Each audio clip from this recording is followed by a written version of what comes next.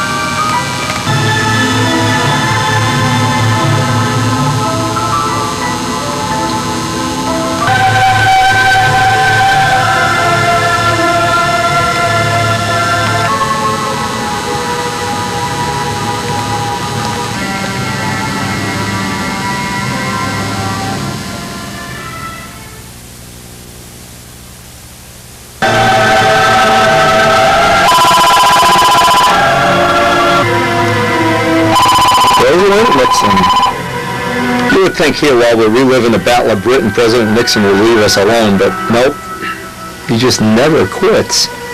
Anyway, I love these books. Gotta get some inspiration before I go down the shop and get busy. Boy, you never have too many books. Unbelievable. Alright, down the shop we go. Home again, jiggity jig.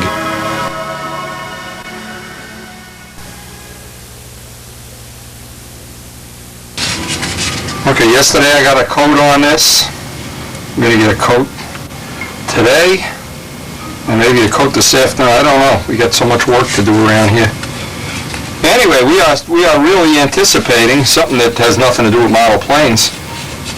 When my son Craig moves out of the house, he's going to open up one whole floor of the house, and what I want to make for Karen is a room, a dedicated room for her dolls, and we want to make some scale doll furniture. I can hear people now going, oh no. But anyway, another thing we were thinking about doing is we're going to take about half of the space, make an O-gauge train layout too. So, now ironically enough, one of the things that's making all this possible is that I've spent so little time with this Brodak dope.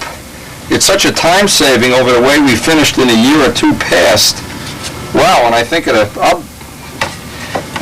use a good example of I should have built 2 planes this year. I probably could have easily finished 2.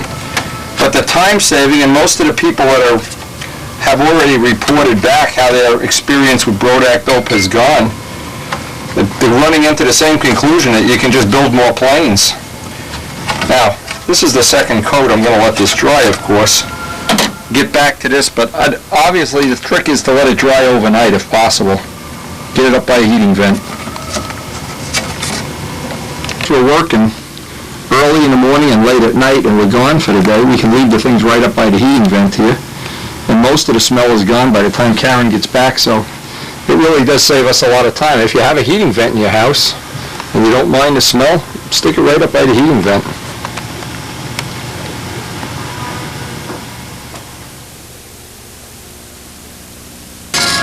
Now this dried up real nice, and what I'm going to do, I'm going to give this a, get some hair in the brush.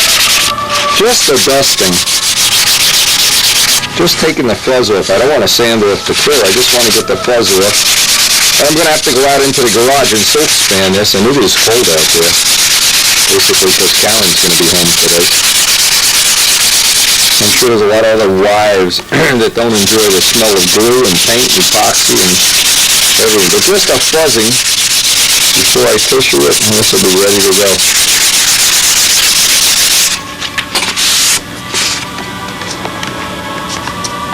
Now we're well below freezing. They say 17 degrees, but I don't know. Everything is frozen solid out here. Cold in here. You can see there's ice in the garage. Anyway, what I did is ice on my table. This is ice, not water. Anyway, what I did, I couldn't get the camera to work out here. It's so cold. So what I did, since I didn't want to run the heater yet, it's ridiculous to run it, only a 10-minute job. What I did, I got the tissuing done off camera. The camera wouldn't run out here. There's a little protection light I guess from moisture when it comes from a warm environment to a cold, I'm not sure. Rather than fool around with it, I just put the camera back downstairs. But this is going to dry. Now what I want to do, I'm going to look at my watch here. I can't even read my watch. What time is it? It's 10:30. I'm going to see how long is in this kind of a temperature, because there are quite a few people that paint in this temperature, and because I always have to let things dry outside until the odor is gone. One thing nice about this product, the odor is gone relatively quickly to other products, but I really want to see what the time is, and we are really at about 17 degrees. I'm guessing this is going to be an all-day dry out. Remember, the longer dope takes to dry, the better bond you get. You get a much better bond in cold weather. So we got a trade-off here, and we're going to go downstairs and work on the other parts of the plane we can work on today. It looks like inside the fish pond right now, solid ice. The only thing keeping that little hole open is the heater. Really cold though. Barbecue tray is solid ice. Oh yeah. Woo! Good day to be inside the shop building. Forget it. Good is coming in and just putting your hands by the heating vent for a while. Anyway, it's a constraint we have to work around. And I want to get the mainframe over here. Ooh, boy, they're cold. Get some stuff done on that today while that dope is drying outside. While that dope is drying, I want to see if I can get some of this assembly just roughed in. Get the tail roughed in, the arrow shaft.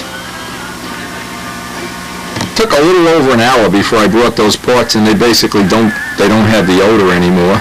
But what I want to do, I'll leave them up by the heating vent to dry just a little bit more, let that cook.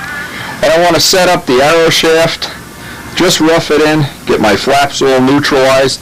Remember, I have that adjustable horn so I can do this. I can work on this adjustment and get them both, and I'll obviously start with both of them in dead neutral.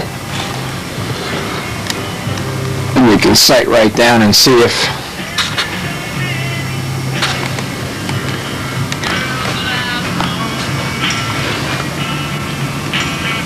step one, I'd put this up on that little cushiony pad that I have. And by the way, Ken Thompson is making something very similar to that. Anybody's interested. Now, the first thing I did is, because I have adjustable flaps on this, is get each one of these flaps perfectly level from both sides, and then tighten the set screw. And the first thing I want to do before I go any further is lock these flaps in place with a piece of scrap wood. Check it from both sides, make sure both sides are exactly equal. I'll get me a little piece of scrap wood, carve a little piece, and it'll lock that in position, because that has to be in a complete neutral position before I can lay out the arrow shaft parts. In this case, I'm just using up a scrap block. I want to make sure I lock both of the flaps so I have an equal tension on them. And I should be able to just saw off a piece of this and wedge it down in there. In fact, I'll leave it a little bit oversized in this case. And I'll have two pieces, and I want to make sure before I go, many times when I've done this alignment and helped somebody in their own shop, they work on the whole back of the plane, and this is not in neutral. Well, you got to start at one point. I'm looking down here, the bell crank is in dead neutral. This is in dead neutral.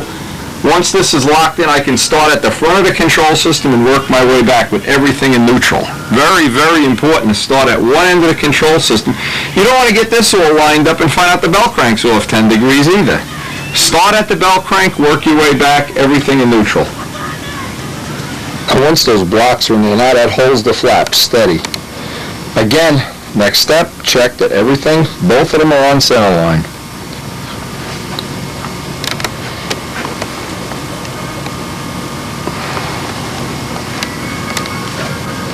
Now I have the push rod set in there, but I want to put a little safety wire on that, just as a double redundant safety feature.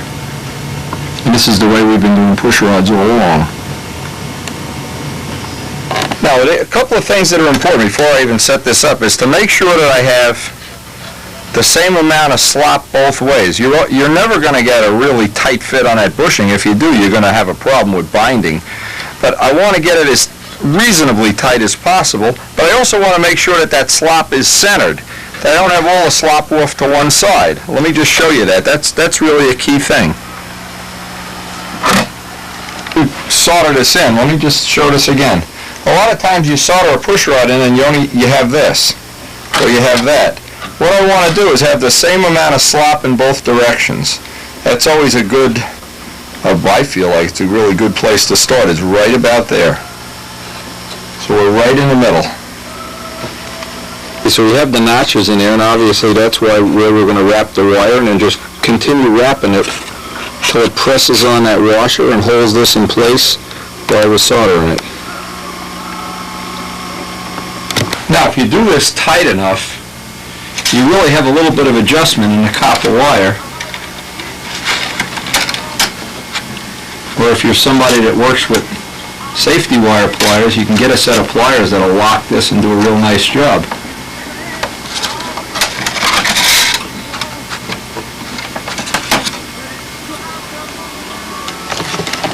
Now that should be with the clearance set, that should be just ready for solder. Stay bright solder, defluxed with baking soda and water.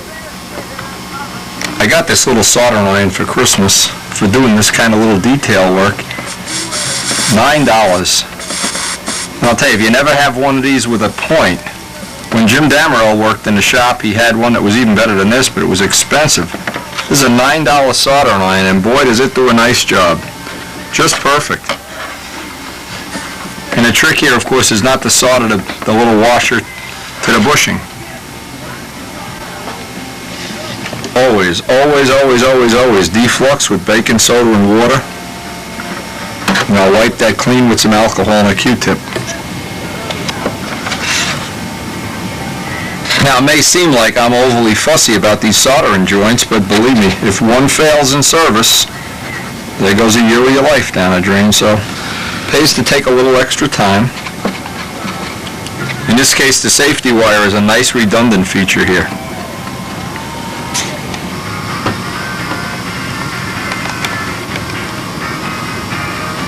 Now, before I go any further, I want to get some, this is just motorcycle chain oil. That's what we've used forever. This way, this can be soaking in. Once that joint is clean, and believe me, don't leave out the defluxing agent. Baking soda and water will deflux Stay Bright.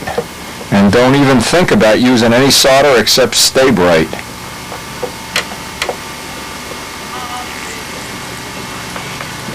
Both John Brodak and I both have stocks of Stay Bright now for anybody that's running low.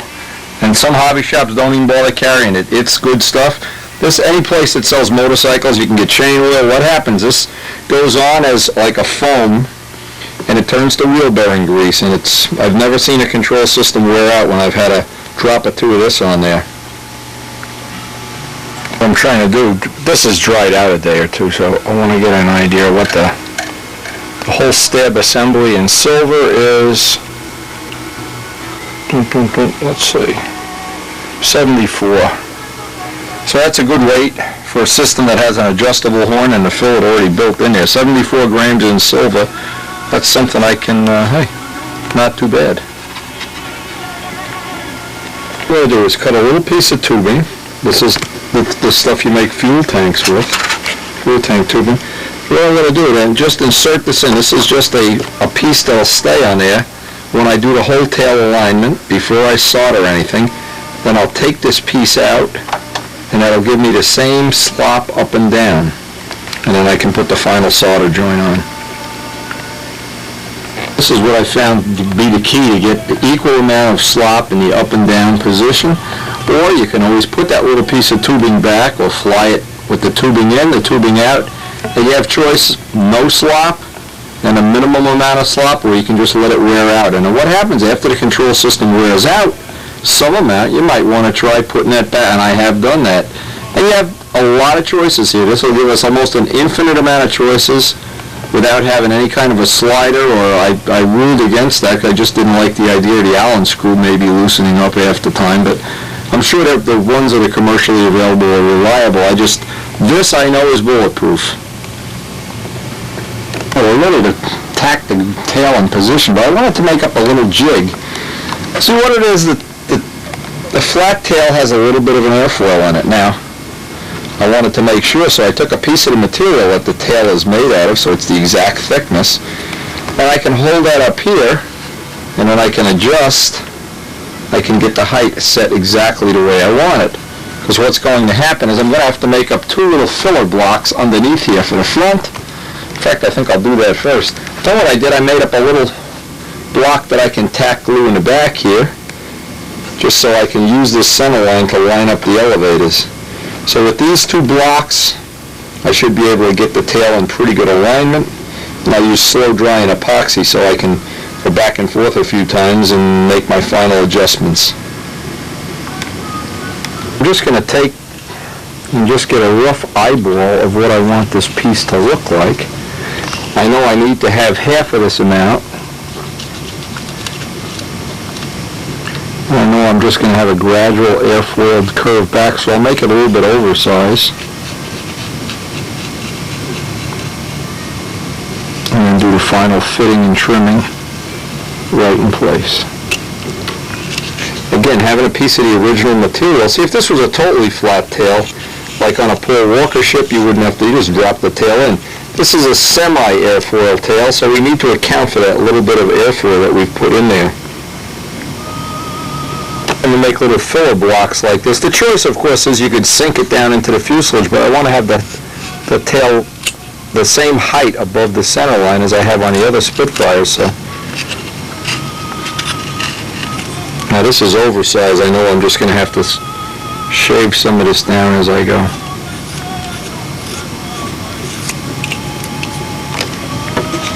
Just got the blocks roughed in. Now I can have a little material. I can face these off, get the angle set on a tail, and get the side to side, and just keep dressing off the high block.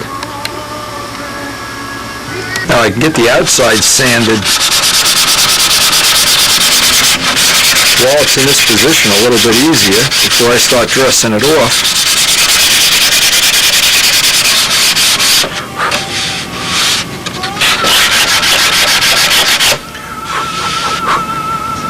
Tail in here, and then made a little mark where the high spot is. And this is a deal, I'll take the biggest part out with a brand new XL blade, but I want to get the final little bit out, just the last little bit with a sanding block. And the trick is just keep taking down the high spot until the front and the back, the elevator's in neutral, and all three of these positions are in dead neutral. At the same time, we have the flaps locked in neutral, and we also have the slop right in the middle.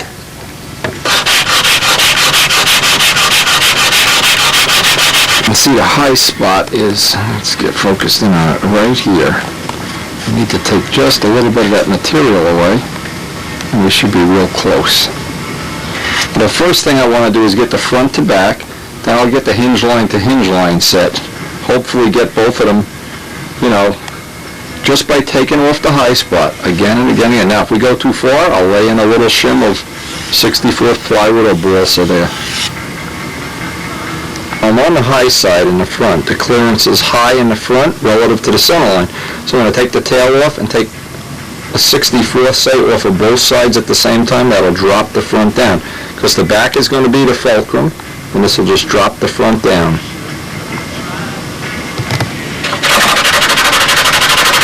Now I want to drop this down. There's a hard spot.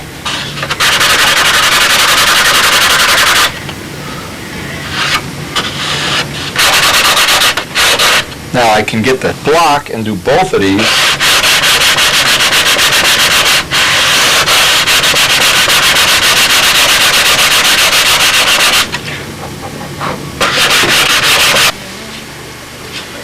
Okay, it looks like we're got it a lot closer. Now let's see how far. We've got half of the amount we need to go. It looks like about another 64th. Let's see on this side. And we'll have both sides. Now according to this block, you can take a sliver at a time off.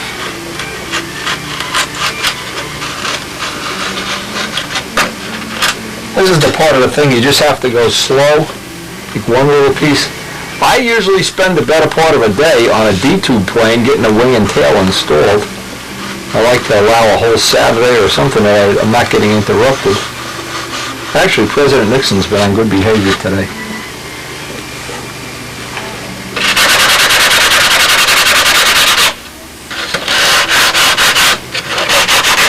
don't want to go too far, because what I want to do is then check the tail in this dimension, and whichever side is high, just shave that one side. Now I'm starting to really sneak up on this. I'm about a pen line off right now. Just the slightest little bit off. And I should have one of the three dimensions at least half under control. And I know already that this is the higher of the two sides, so I'll try to take as much of the material off of that side as I can.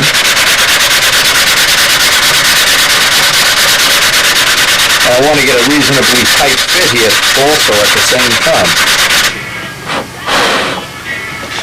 Front, that's still a high side, so I'm only going to take now a little bit that I have to take off just on that outside rail. Even with a little, I put the sandpaper weight up there, even with that weight, we just have one little hard spot to take out here. Got that dimension in the front, right on the money, and it's relatively level. Now I want to work on the back. I want to glue that little piece on, and I should have that whole, that section, the center of the horn, and the center of the elevators, all on one parallel line, and parallel to the fuselage top at the same time. Now you can see both sides of this, but what I want to do now, I just want to have a redundancy check. So I'm going to cut a piece of wood that has a flat, a notch, and a flat in a perfect parallel line. And the way to do that is use a thick piece of wood. Don't try to do it thin, because then it bows up. I want to make sure it's perfectly straight. I want to take the notch out for the tail, and then when I hold that up under the tail, I can tell if my lines are old. President Nixon found out I'm working today. Even though I'm happy with those center lines, by having this template, and I'll save this, I can put this right in position, and I can check to see that these lines, this isn't drooping off or going up in any direction. This is cheap insurance, and I can use it over and over again. Can run an ordinary marker or something on top just so you can see this a little better. This is a redundancy check, because all of the time, and I mean, I've got 2 years into this plane, I don't want to have it that at the end of the thing is like this, like that. I will hopefully like to get it in absolutely straight. And this tool you can use, you can make a tool like this for any plane, airfoil or flat tail. This will give you the two center lines in one shot. When you're all done, if you don't want to save it, you can use it for a piece of wood even. Now with the tail out, you can get a pretty good idea of what I'm talking about, of making sure these three lines are all totally parallel, not off even by a few thousandths. This confirms that our three lines really are in parallel. Now I can get ready to go to the next phase of setting this tail up. I know I have that dimension correct. At least I'm starting with that dimension in good alignment. A little specialty tool you can make, just take a twig of balsa wood that you know is kind of stiff. Mark the tail moment on it. You can do that, reference it right off the push rod. You can get it real accurate. Now that little tongue on there, what that does is that kind of butts up against the hinge line,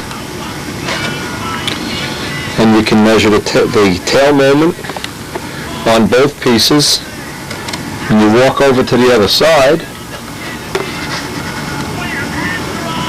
You can get an idea that, whoop, that little tongue is sticking in there, that whoop. Shows you what I'm trying to do. There are too many things at once. Anyway, you can reference off the tail moment, get both sides dead equal. Check from the front that that tail is in alignment. And this is going to be ready. We're going to get some slow drying epoxy now, the slowest drying epoxy we have for this job.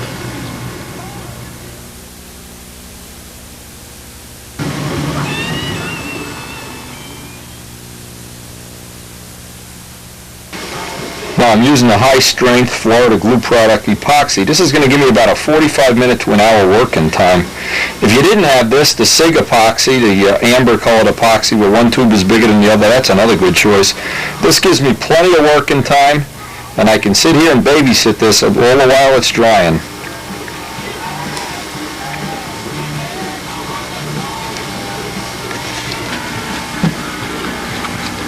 Again, I have all these little dots on here where center lines are. I know I have my jig for checking this. Now, if you were to use an epoxy that would kick off quickly, you kind of defeat the purpose of this. You'd really like to have this, have some working time to get everything in alignment. We have a good fit. If we didn't have a good fit, I'd put a little Cavasil or something in the epoxy to just act as a filler. I'm going to lay a nice bead of that right on you. Again, the whole key here is give yourself plenty of working time. You got the little brass bushing in. Hold everything in neutral. We know the flaps are in pretty good neutral.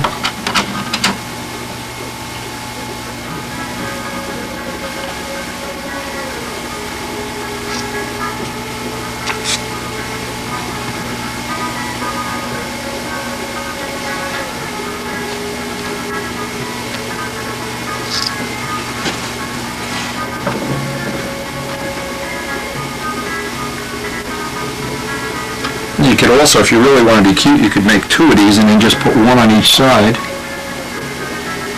But now we have plenty of time. Let me sight this from the front. Plenty of time to work on our alignment. That looks pretty good. Check what our little center lines left. Right on the money. When it's all dry, then we'll double check that nothing is moved with that. Now it looks like it's, see, I'm watching as the tail drops below the wing at exactly the same time on both sides. Looks like this side maybe just a tad high, so what I'll do, I'll move that weight over just a little bit. Well, the further away you can be when you sight this, tail just drops below the wing. Tail drops, both tips drop at the same time. I'm going to try to sight it dead head on.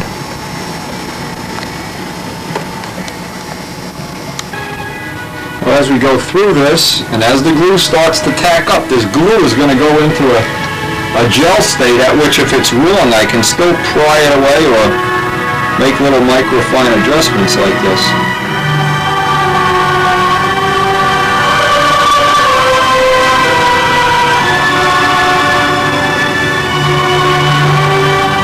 Now, for the whole dry cycle, it's nice to have working time. Go back and check everything out.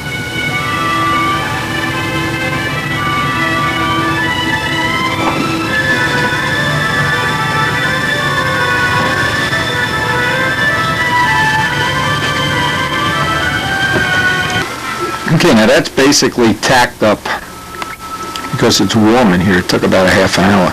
And what the deal is, now I can double check with my gauge that everything is dead parallel. Can sight right down the elevators, right down the front, make sure we're right on center. I can then double check my two hinge lines, and if that looks good, look at it from the front, and then put this aside to dry for, until the glue totally hardens up an hour, hour and a half. But while it's in its cheese state, if this was a little bit twisted, I could still move it just a little bit. And also, when it's kicking from cheese to a solid form, you don't want to have any weight on top of it. You want to just have it just kind of setting on its own, because what will happen if you don't, you take the weight off and then everything moves. This is just one of those hard to convince people it's worth it to spend all this time, but it is worth it.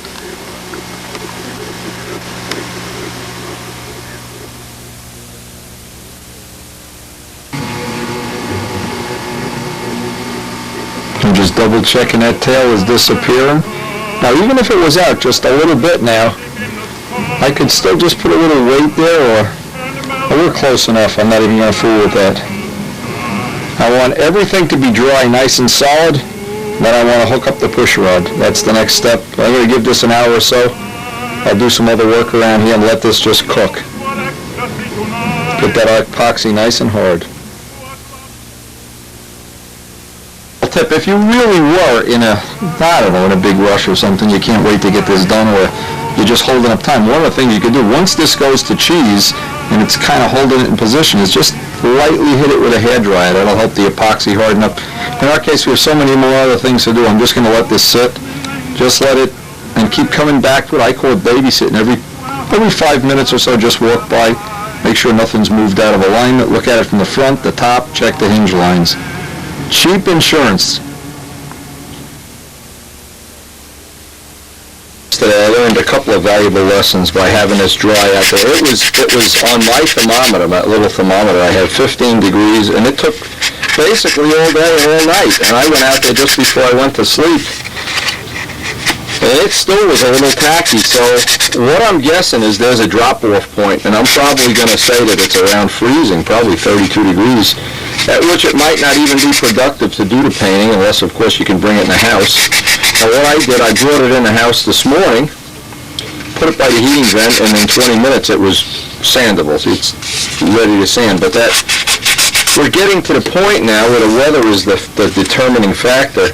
And the point I'm trying to make here is one of the things you want to do, I'm always trying to get something drying while I'm working on that. You can see that the thing is it'll powder right off. I just want to dust this. I don't want to do a heavy sanding. What happens if you sand too hard here? This is 320, yeah, 320. You have a tendency to cut right through the soap span. And because this is medium soap span, one of the things I get the feeling right now, this is strong. This to me is more rigid than the carbon was anyway. It feels that way now. This is even a thinner piece, so it must be even more on the other part is a 1/16 of an inch thicker. But anyway, we've done it both ways, and we're trying to come up with a comparison. Now, I always feel like you need at least 2 or 3 coats of clear, dried and sanded each time before you put that coat of filler on. So I'm going to get the second and third coat on this, hopefully today. See, what I can do is get one coat on real early in the morning, and then one just before I go to sleep. Again, just a light sanding, get in all the hinge pockets, dress off all the edges. And then while this is drying, I have other things I can work on. So I'm always very aware of that work schedule thing so I can maximize the shop time. Otherwise, what happens when you're in your own business, they don't pay you when nothing gets done. And as long as you see the powder coming off, you know this is going to be ready for the next coat. And I'll do that outside off camera because it is cold out there. It's under 15 degrees this morning. And I'm just going to let it sit out there all day. Another thing I like to do at this point is just put each hinge back in its little pocket. And what it does, it allows a little bit of thinner and dope to get in around the edge. See how this would normally be kind of loose?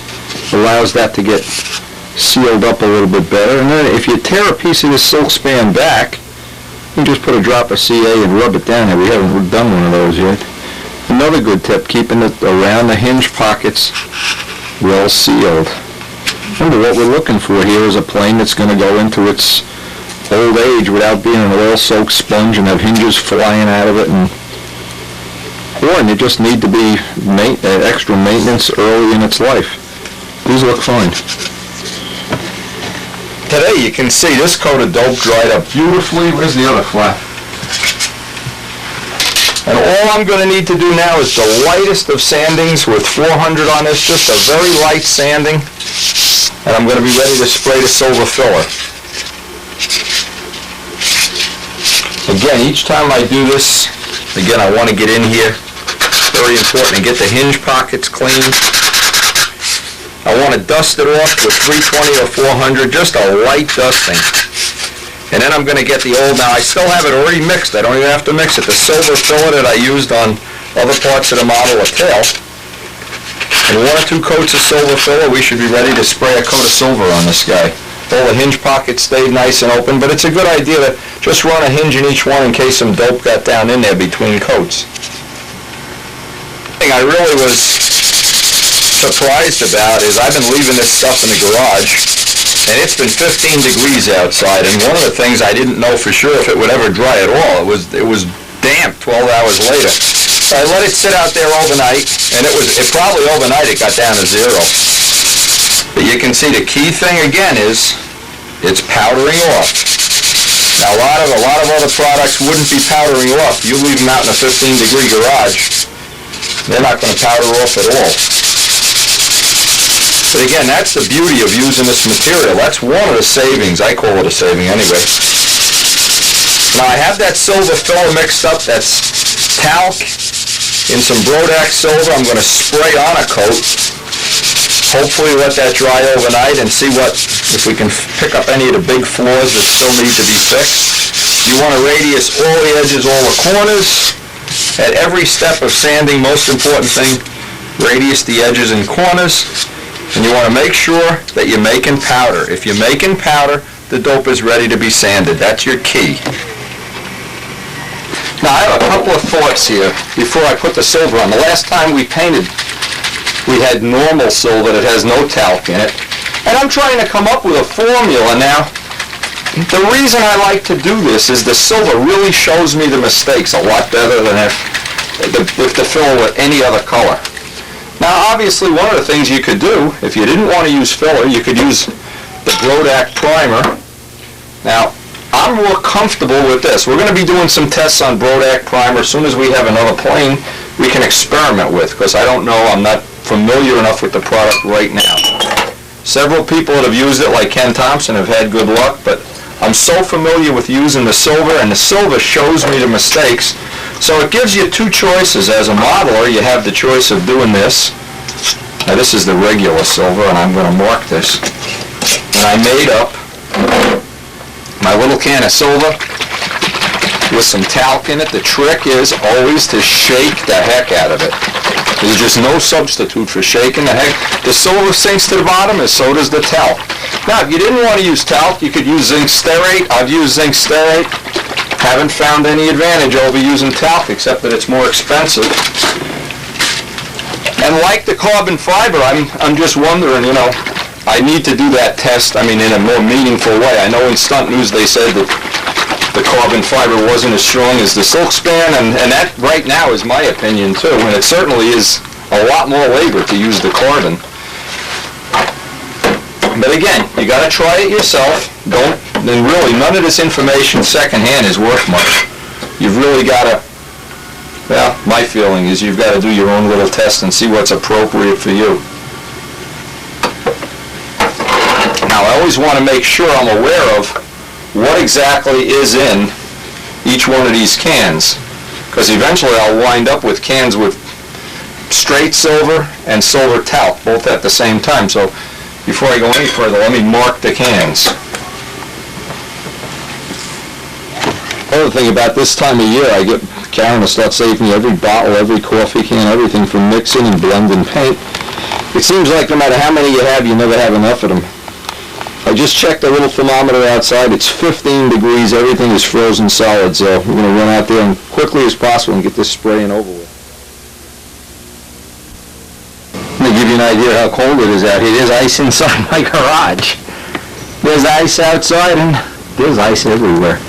Anyway, it's almost impossible to paint here. It's really difficult, but what I came up with a little solution here is to be right by the door so that the wind is blowing it out. By the way, this little gizmo I got in Home Depot, that really works well. Silver filler. This is one of the things I need to perfect the formula for this for my own use. I've made it a little on the thick side. I've made it a little on the thin side. There's probably going to be a formula coming by the time this model ends. It covers, it shows you the mistakes, it allows you to sand it out the next day real easily.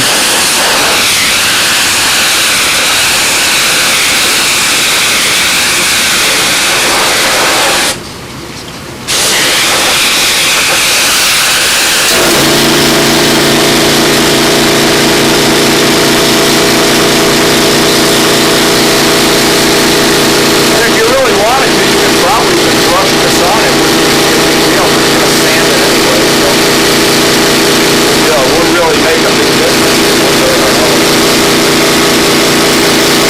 As soon as you put the silver on, you see the little errors, the little spots where the grain is showing that you do not see the original coat. And anytime I see a little spot I need to fix, I just put more on. Of course, the spraying it eliminates having to sand out any brush strokes that you do have, even though this material is real good as far as brush strokes. Now another thing, why people think, well, why not just put the whole model in raw wood and then finish it all at once? Well, there's so many parts that are very difficult to finish, and this is one of them. You'd never be able to get all these angles and areas I just find this to be the easiest possible way, and most of the people that have tried it have pretty much come to the same conclusion. Now we'll put that aside to dry overnight. Again, I'm going to say this over and over again. If at all possible, you don't want to paint in, say, below 70 degrees. 65, 70 degrees is the best. But I want to see, part of the reason I'm doing this is I just want to see if it is possible. I know a lot of people up in the north don't have a choice. Either like me, they have to paint out in the garage. Well, it can be done. Is just a penalty of the drying time, not being very quick, but you can do it. Tonight I got back from shoveling, and believe me, I'm exhausted, but I wanted to get a couple little things done on here. One of them was, I wanted to solder that little washer on. I took the little piece of tubing out. And what I decided to do, now this is really a nice little way to do it, is I took a 256 nut and just drilled through it, because this is something that I want to be able to let's just put it this way, with the washer on there and the copper wire, it was sticking out further than it was with the little nut. So this lets me, and believe me, it looks like I've only spent 10 minutes down here. I've spent about an hour here so far. Very frustrating hour, because this may happen to you too. I'm so tight on controls back here. Everything is so narrow in the back. And what I had to do, even that little blind nut that in the shorter control horn version, now I added one control horn ratio here. I'm going to have to move the hatch little bolt. That was one pain in the neck. By the way, the tinfoil is a good idea when you're soldering in here. But you get an idea of everything is very, very tight back there. So, and I want to have my adjustment for front to back, my slop adjustment, and I took that out. So that I do have, I got this little piece up there too. I do have the amount of deflection that I want, and basically going to start the whole thing at 1-to-1 anyway. You can see how narrow that is. But that little 256 nut drilled out with a 3/32 drill, silver soldered in there, that just worked out just about right. Tonight I'm not going to get a lot done. Just getting a couple little odds and ends like this done, it really gets me ahead of the game. And I feel like at least, even on a night like this, I'm getting ahead on things. Yes, yes, yes, it's fun to live in New Jersey in the winter. This is why people live in Jersey. Retire to Florida. Oh, it's still snowing. I'm going to have to shovel again tonight. What a pain. While I'm shoveling, the Queen of Rutherford rests while I shoveled the whole driveway. Oh, yeah, sure. Just one or two little jobs like this tonight. And again, this is why I, in between shoveling here, try to get some of these little things done.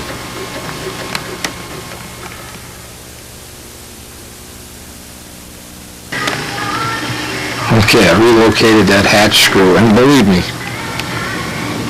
things are getting tight down there because of the shape of the fuselage. But I want to make sure I have plenty of clearance. I got my slop already set in there. Neutral is dead neutral. And all the time we spent lining this up, now it's paid off.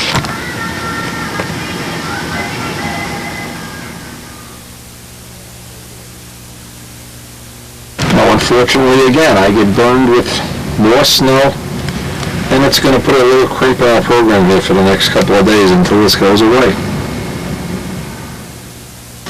Now today, very excited about getting this. I got this from Jimmy Snyder. Jimmy Snyder made from our developed part, which we've made about 60 copies of on the wooden molds, we now have a real, I don't know if you can see what this mold is machined at a Corian.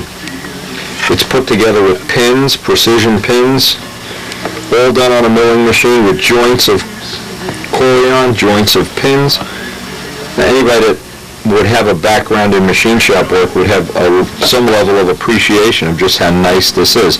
Now one of the things I'm going to do, this is a test, and again, we may not be as successful as we think here, but I like to record the good and the bad. This material is Corian. The reason we're using Corian is it's available from right across the street, right across in the next shop from the actual shop where Joe K's machine shop was. There's a shop that makes Corian countertops. So we got this as scrap. And as a test, this is a real, I don't know if you've ever seen a Corian countertop. They're very durable, and it machines beautifully. It even has the little machine things in for the recess. Now, we really couldn't to make this in the beginning, not knowing if the parts were correct, is really crazy, because you're looking at $500-600 worth of machine shop work here. You certainly wouldn't go about making this and then, oh gee, the part has to be wider, fatter, longer, something. You want to have the part right and then make the mold around that part. Now, since we've made, I think, roughly 60 of the gear off of the other two molds, now we have a real good idea of how thick the part should be, how thick the reinforcing rib should be, and now, hopefully, from this mold will come even better, more precise parts. And the main thing is it won't need constant maintenance, little pieces pulling up from the epoxy. So the first step on this is to get part all number 2 racks and wax every area of the mold so that any resin that drips on it I can clean off. Part all number 2 racks. And again, this is an experiment. We're working our way through it. We're trying to upgrade the parts like we're putting the little axle pieces in. But again, never resting on our laurels, trying to get each piece to be just a little bit better, a little bit better, a little bit better. Okay, the wax that we use on this, this is made for a new mold, what's called a green mold. Now, this mold has never had a piece made out of it. So I really want to take my time. This is going to take more time than you want to watch on video, but I'm going to take every single part of this mold, every little crevice, even the wood, the parts in here, and totally wax it and give it 4 coats, roughly an hour apart. And the point is, I don't want to just wax it, I want to polish wax it at the same time. And you can get some idea of how nice the finish is on this. You can see a little bit of that. I'm going to try to polish the part where it's actually going to release, where the resin and carbon are going to release. Now, from this mold, we expect to get at least 1,000 parts before we have to do any major repair work. But now, if this material works out well, we'll know we can make other molding parts out of it. If we want to make larger or smaller gear, wider gear, anything, and we know we have a real good supply of this material, Corian. Again, the idea is nobody gave me this idea. I didn't read about this in a book. I'm trying this for the first time. This is a little trip across the pond without knowing what's on the other side. You can see that really even feels nice after you polish it. Usually 4 coats an hour apart, and buff between coats is what you do before you put any PVA on a mold.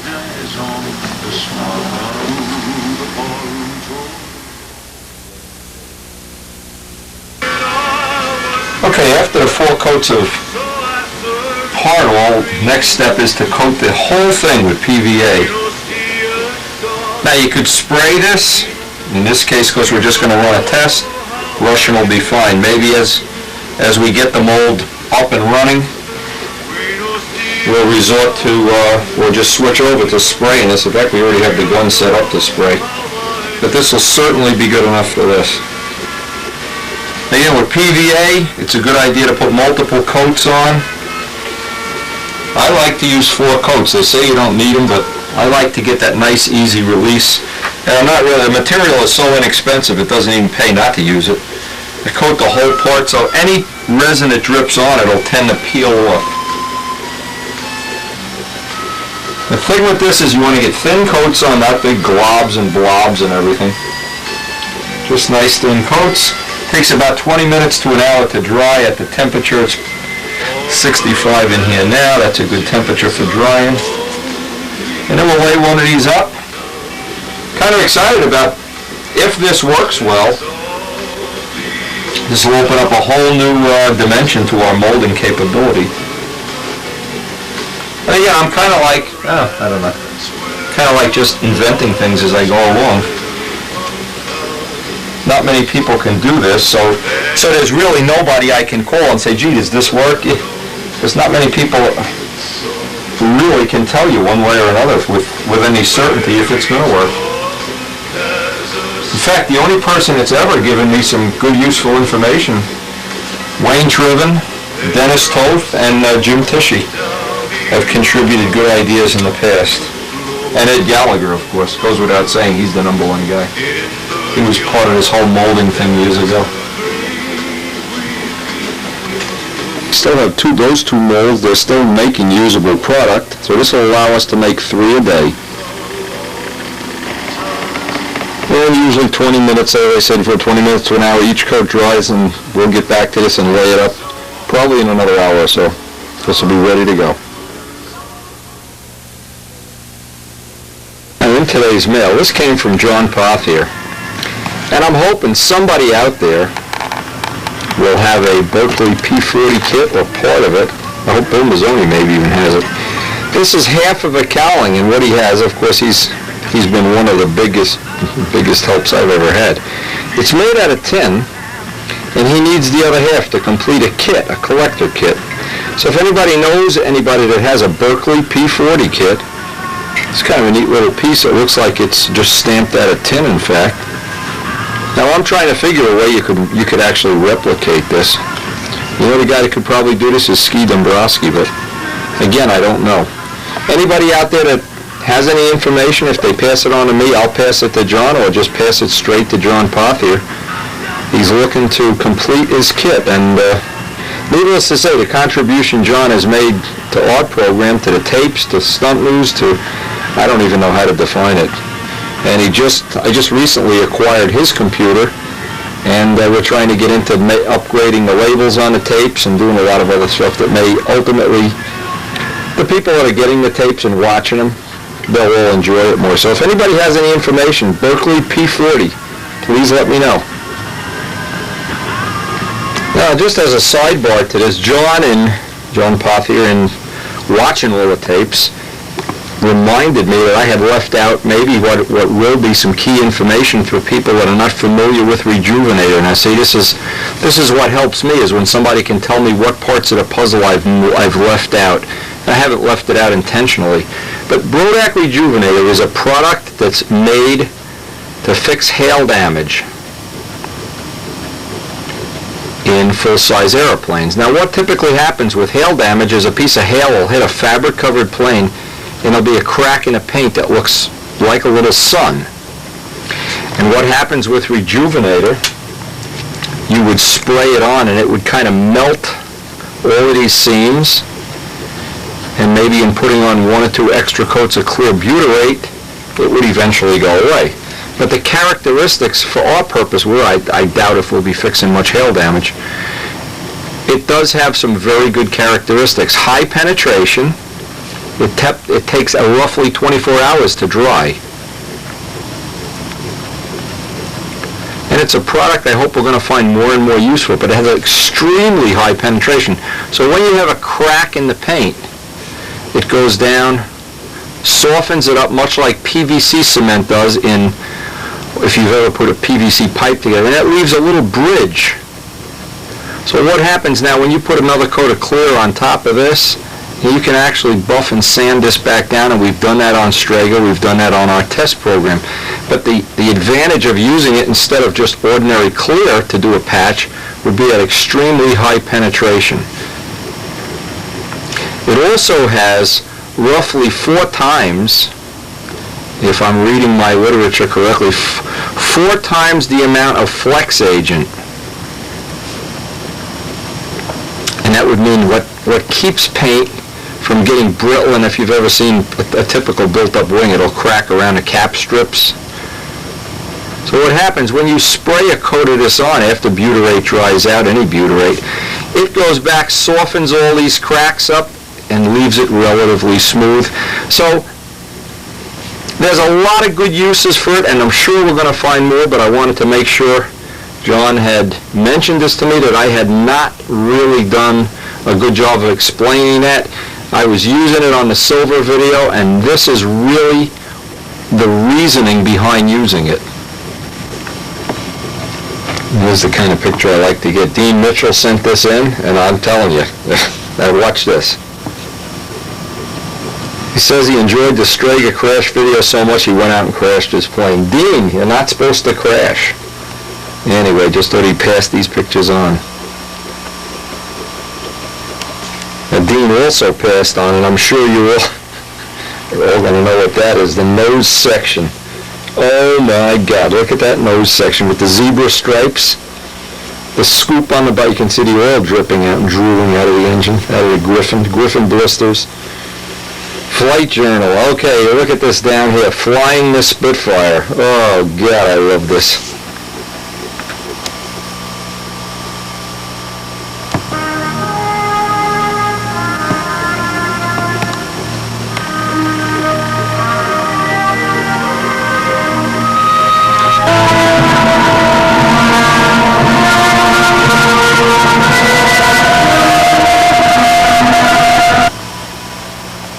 Banjack, I know you're going to love this book. I think I'm going to send this to Banjack. Eat your heart out. Now see that, Dan? That could be you there.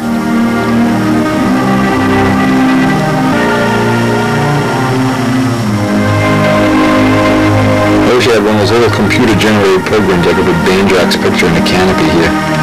Banjack and DeJulia going out for pizza in their P-51s. Patty Wagstaff.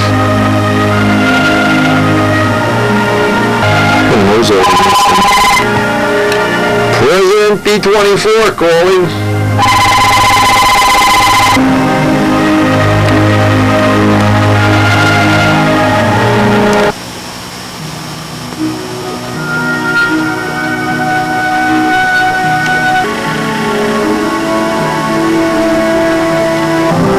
But there's so much good stuff in this magazine I'm flipping out. It's really nice, the kind of stuff that makes your head spin. Gets you wanting to build and paint and ink and buff and whatever. There's a bike with elliptical top wing. Cool. Phone number and everything if you're interested. 815-734-1116. The name of the magazine is The Flight Journal, and it's a good one.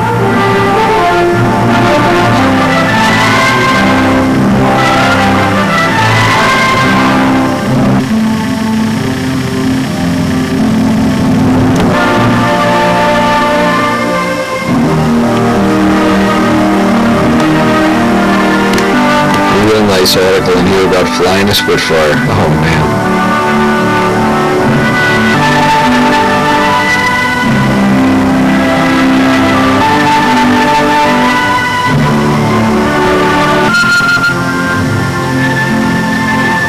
The mandatory P for prototypes.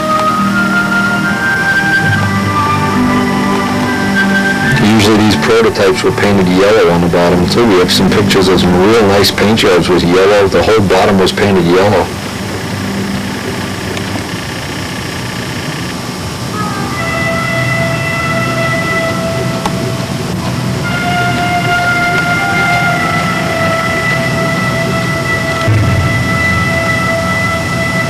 We'll write down the different marks. Really good magazine. I never even knew about this magazine.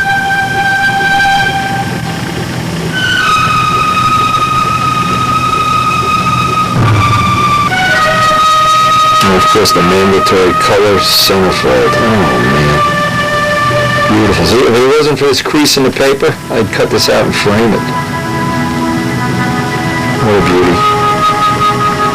And we're still up in the air on our paintwork, that's for sure. The zebra stripes, the nose zebra stripes. A really interesting story.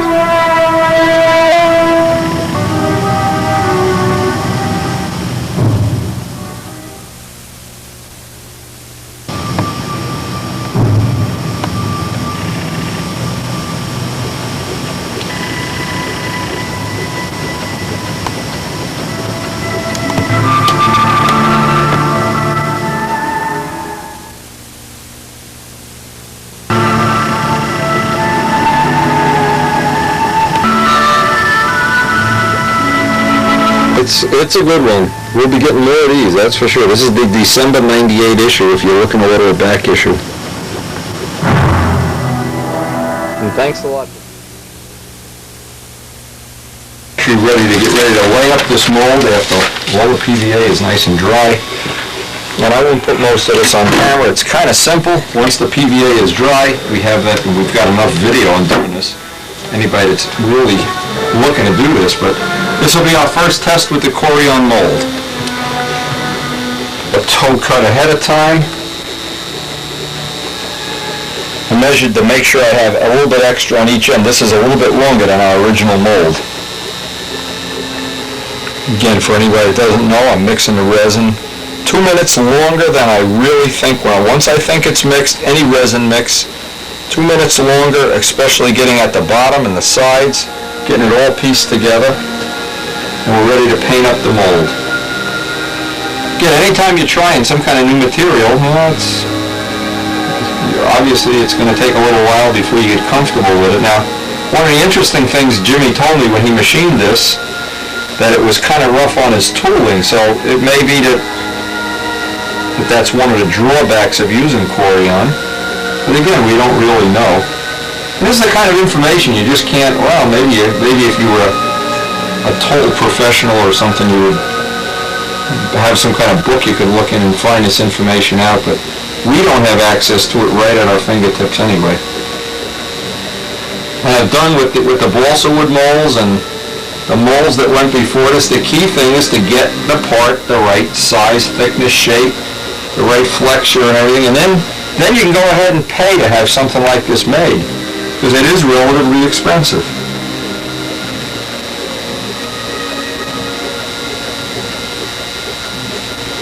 Well, let me just get a close-up as we're working on this mold.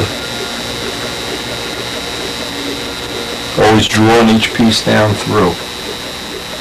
And getting the ratio right, that the ratio of resin and toe is at very close to 50-50. Relatively difficult thing to do. Every strand that gets laid in here has to get pressed out, pressed solid.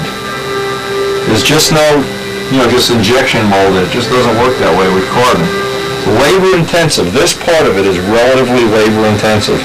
Sitting here while the mold is cooking like this. And each one getting all the air out, squeezing out every little bit of resin out of that. And that's what gives you the lightweight and the extra strength all in one shot.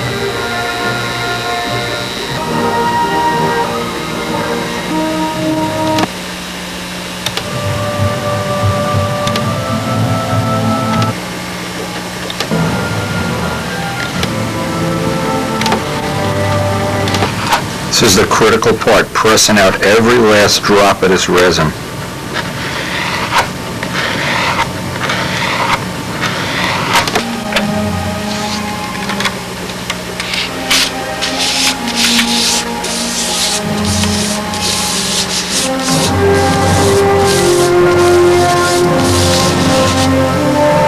You can find that one of the ways I can put some extra pressure on this is just to shim the bottom during the dry cycle.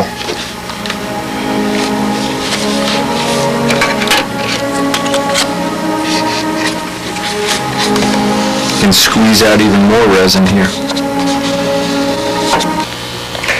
Now I let this dry 24 hours. Let me just...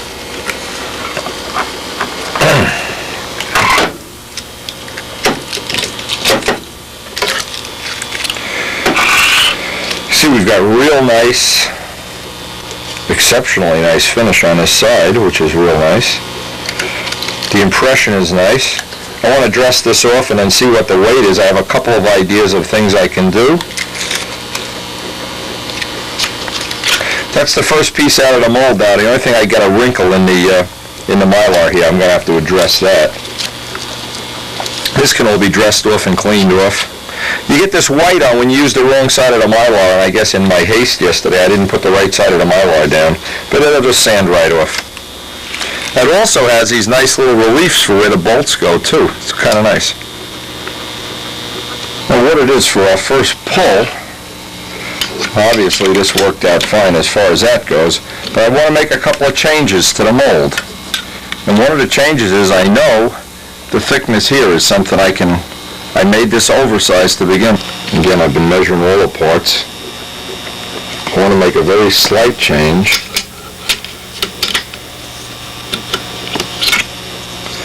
I know, for instance, that 100 thousandths is thicker than I need. Maybe I'll cut this down to 80. And I can make the rib just a little bit thicker. Now, I left it on the small side because it's a lot easier to make it deeper than it is to make it thicker. So maybe the next part of this is I'm going to have to take a ride down the shop and get Jimmy to do some milling work on that. Anyway, for the first pull, we've got a successful landing gear anyway. Now to just fine-tune it.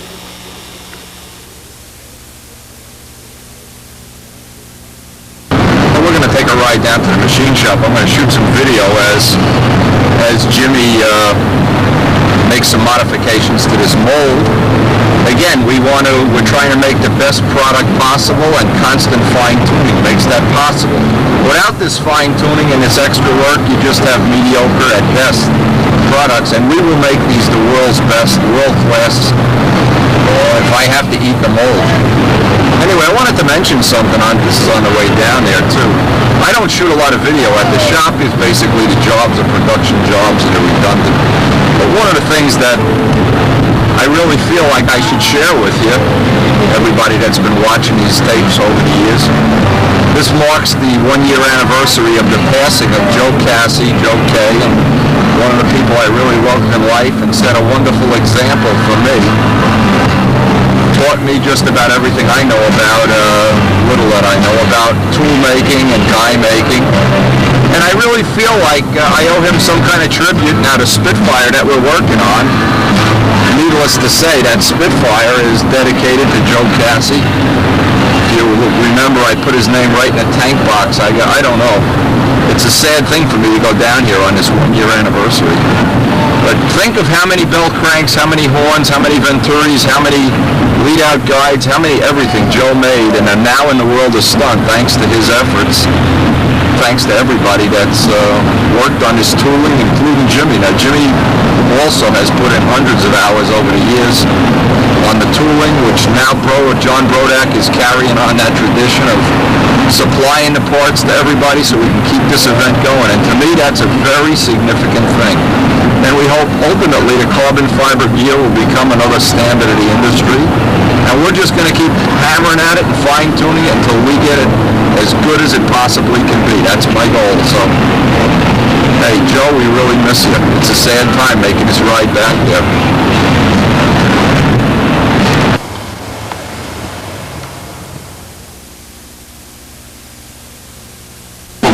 Yeah, difficult to hold it. Jimmy had to make jaws for the vice. Movies, he got all dressed up today so he could be on TV. Joan London's coming in to interview you later.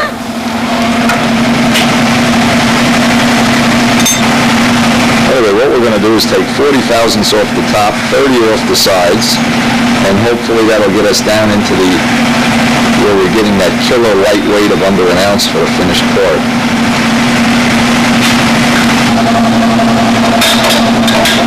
And this little dial indicator tells you how much variation there is in the length of the part. So you get the part in perfectly straight. Straight? Well, close enough.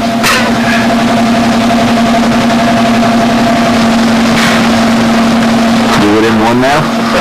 Less than that. Less than a one? Less than 1,000. Close enough, I'd say.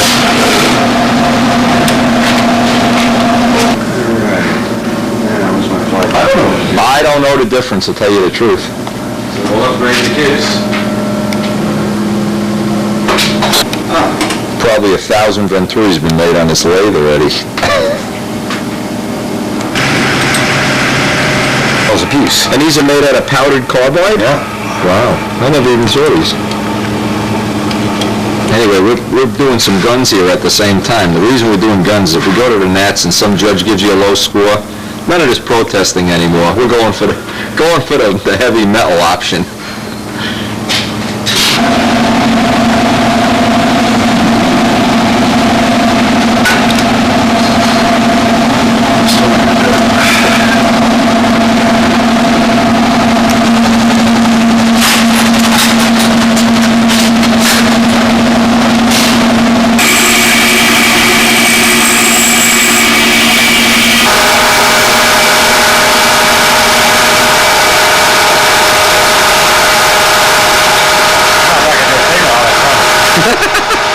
There he goes, he's gonna cut his nose off. Yeah.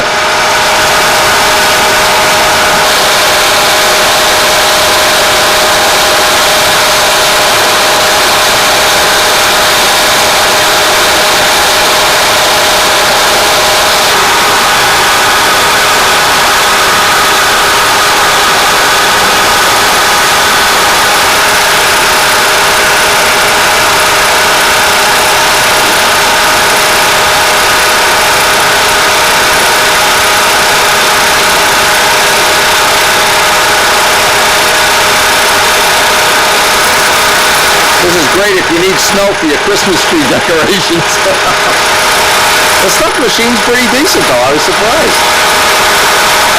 Better watch your corners. Yeah. Yeah, it's pro.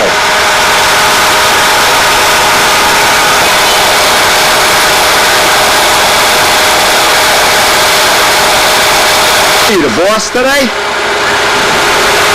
We're trying to do here is just undercut the wood. Just give a better surface for the cowl to run on when we make a part.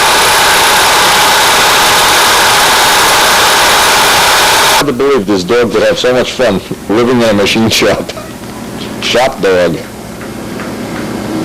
We also have the sample prototypes that we'll be using for making Brodak horns, the uprights, and the wire. These are just unplated samples for John to look at. Got a couple of them here. We're looking to, when we make the final product, they'll obviously be full cadmium plated, but these look real nice.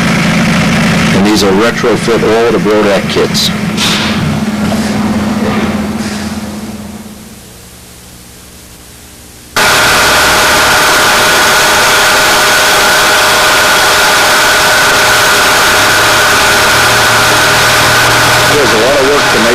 Precision mold like this. It really isn't as easy as it looks.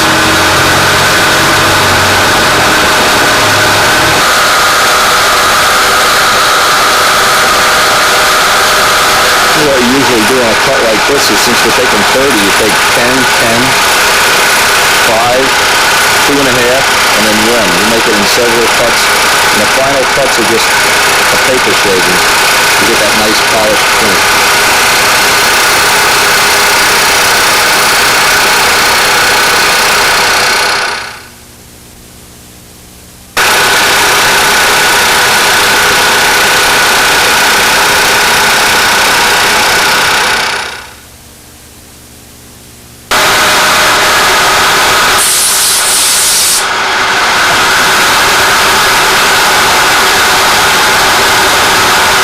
Doesn't make a mess.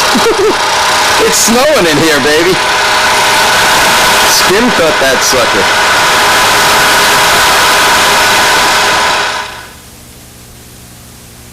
When I run a milling machine, it's not this accurate. When Jimmy does it, it's coming off like just beautiful.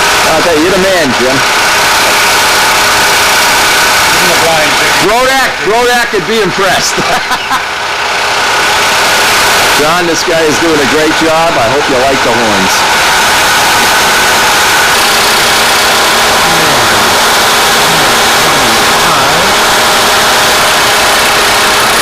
Kind of purpose for the marker, just you can see the cutter walking through it like that.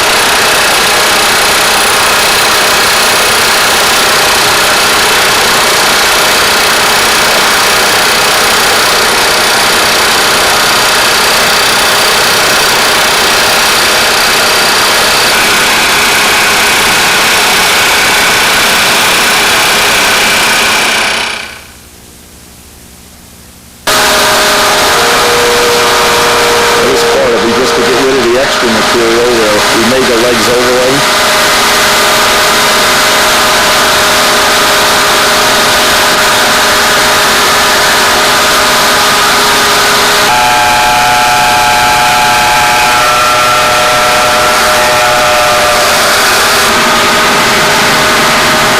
A lot of nice equipment in this shop, boy. A lot of nice stuff.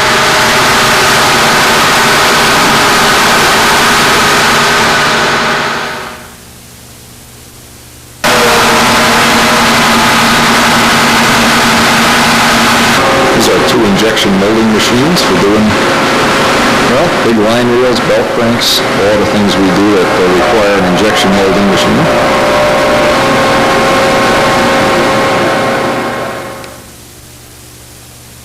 Some of the machines that make the unique parts that get sold here, these are machines that Joe K made during his lifetime.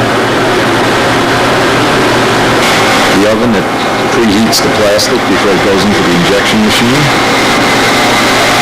Some of the dyes that go into the injection machine, and easy.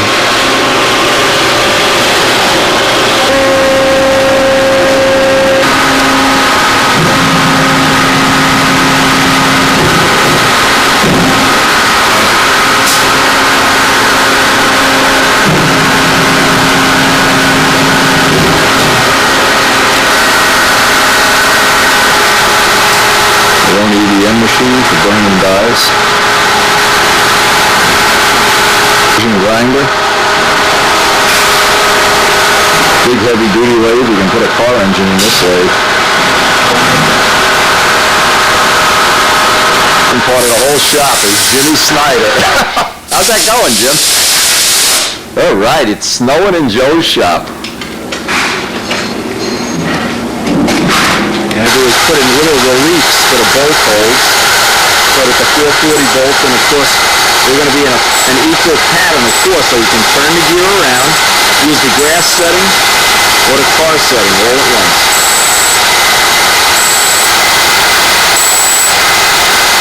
Again, the ink is there so you can see the relief. There's a pin under that. Now by doing this, I'm doing it with a dial indicator. It's dial indicated at 750.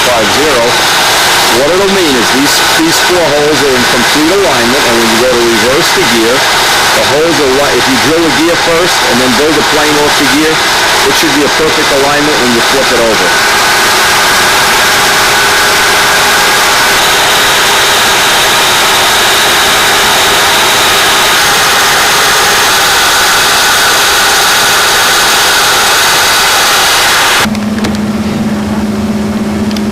That should really make it easy to reverse the holes. They're all on center. And you want to replace that, reverse it.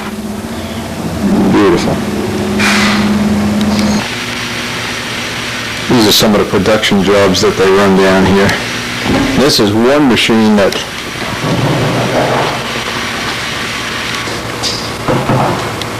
this is going to be sooner or later a pipe mandrel for one of our new pipe mandrels. We're testing different materials. And originally was going to supply us with some PFE, solid Teflon, so we're going to eventually know if that's the desirable material, or in this case Delrin is the desirable material. It's going to be hard to tell, but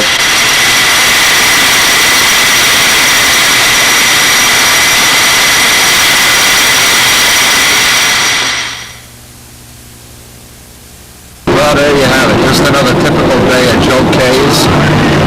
We got one of our pipe mandrels done and got the, well, we're ready for another test on his gear mold. What I hope will be the final or close to the final gear mold. We'll find out, that's for sure.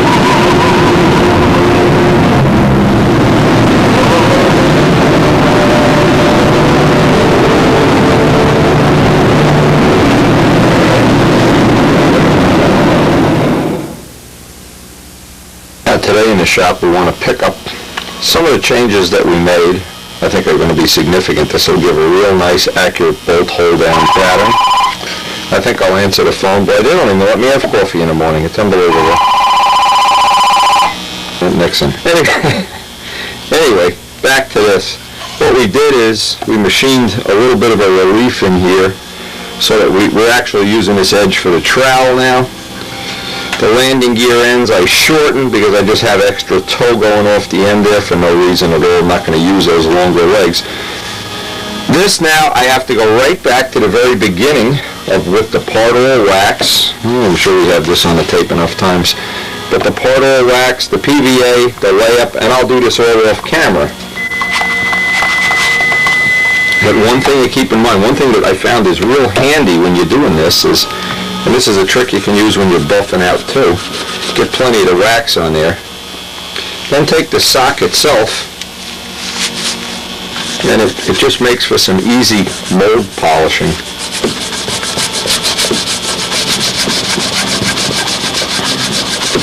And the other thing I'm going to do, in fact I ought to do it first, I wanted to run one test without radiusing these a whole lot.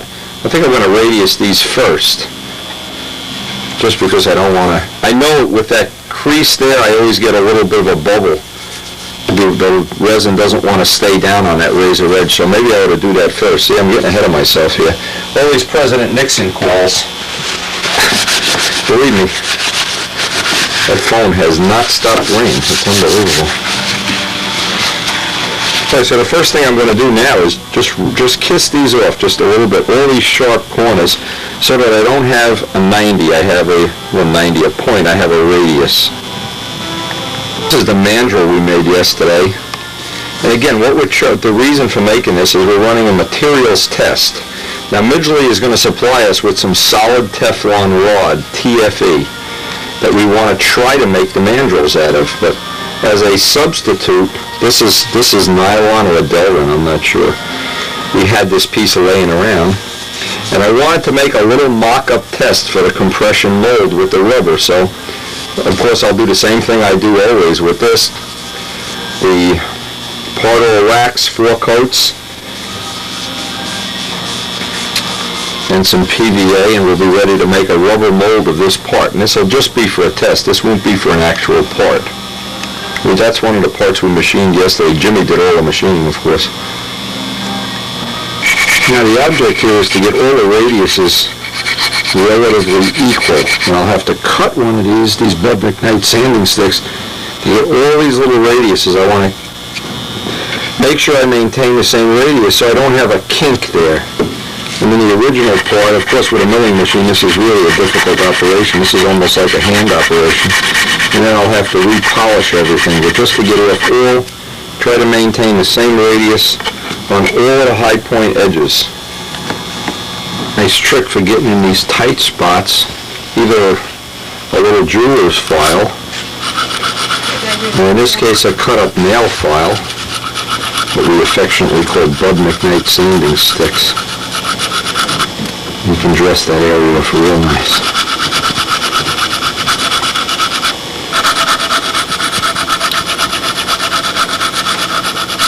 Actually, in all of modeling, if you've never used these, this is probably the biggest surprise you have, is how nice they work. They go in corners, they get edges, relatively inexpensive. I just need to cut one that width so I can get in there. Useful tool is for getting the inside corners. These little polyrod guys have a nice edge.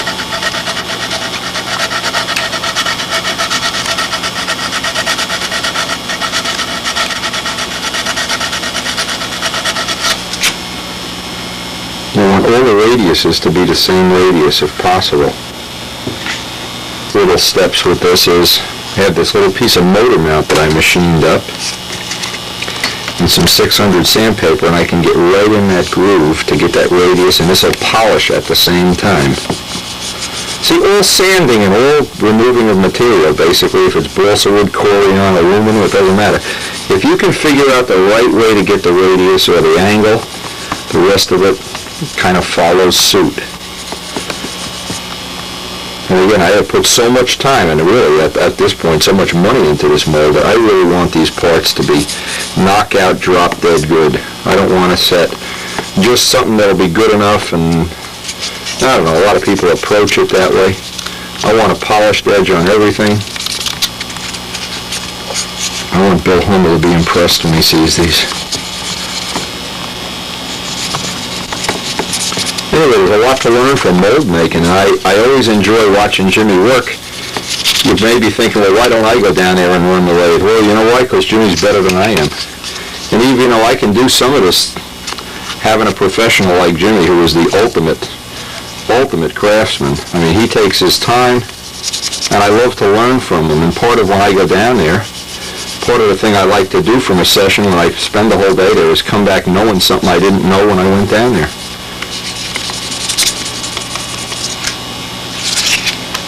You see how polished that edge comes with 600 paper. Okay, now we're ready to do a good thorough polishing. And by the way, this part all wax, Dennis told me something, and I tried it just to see if it really worked, and it does. You can wax your plane with it. You can buff it. It has a little bit of, it seems like it has a little bit of a polishing agent in it anyway. Maybe it doesn't. Maybe it's just the fact that you're polishing away, but it really does leave a nice gloss on things. Again, I'll have to get in all these little recesses where the washers are going to go. And I think, even though we spent basically a whole day to upgrade this mold, and the fact that we hope we'll get years and years of service out of it, the idea with all molding is once it's done right, the parts are right forever. You never have to worry about it. It's that first time through that really takes a lot of time. And I'm not going to put any more of this on video. This is just going to be redundant to what we've already done. I'll lay up the part and we'll see what the first part looks like when it comes out of here.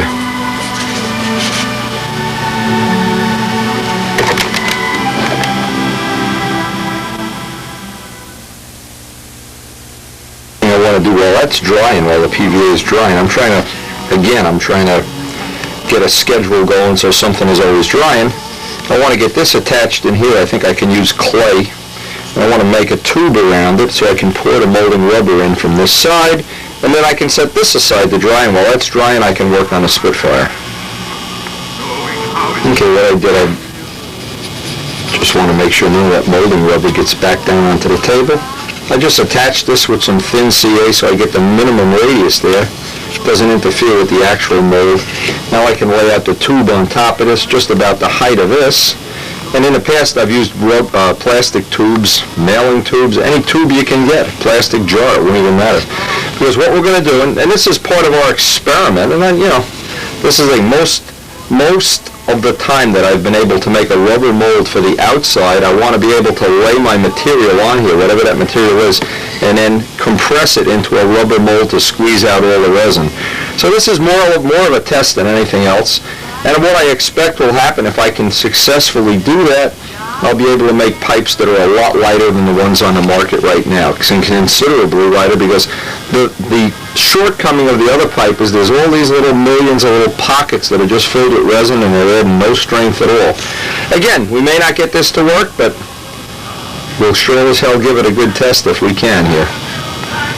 It's funny, if you go back to the original testing that we did with the molding, and that was more than 3 years ago, it seems like it was pretty anemic then, but one of the things is, over the years, we've learned a lot, and I've always left all of the experiments and all of the little mistakes on the tape, so that somebody that really wants to do this isn't a game. You really see that everybody that does this goes through a learning curve.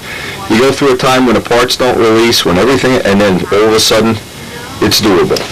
And I hope these videos are going to help anybody, even the people in the world of RC that seem to be interested in what I'm doing. And all I need to do now is, and I won't put this on camera, it's kind of redundant, mix up the molding rubber, make this little sleeve, and then I'll be able to run a little test. And well, this has to dry overnight, so it'll give me the better part of a day to work on the Spitfire. And this will be a very interesting test, I hope. If this works, this should be a major improvement over the way pipes are made. About other people, but I always have this innate desire to know how things are made, and I always enjoy a trip down to the shop. I always learn something I didn't know before. We don't need to go all the way to the end on this because we want that piece to push right through and have the toe come out the other side. But again, if I never try this, even if it doesn't work, we can always go back to making the pipes the way we made them in the 90s. This will be a fine test though, and I hope, if nothing else, it'll give me a reason to try something a little bit better, and maybe the possibility that it will be an improved method, and if it is, we can share it with everybody that's looking to do this, including the other people that are making pipes. When that dries, we'll be ready to do our little test.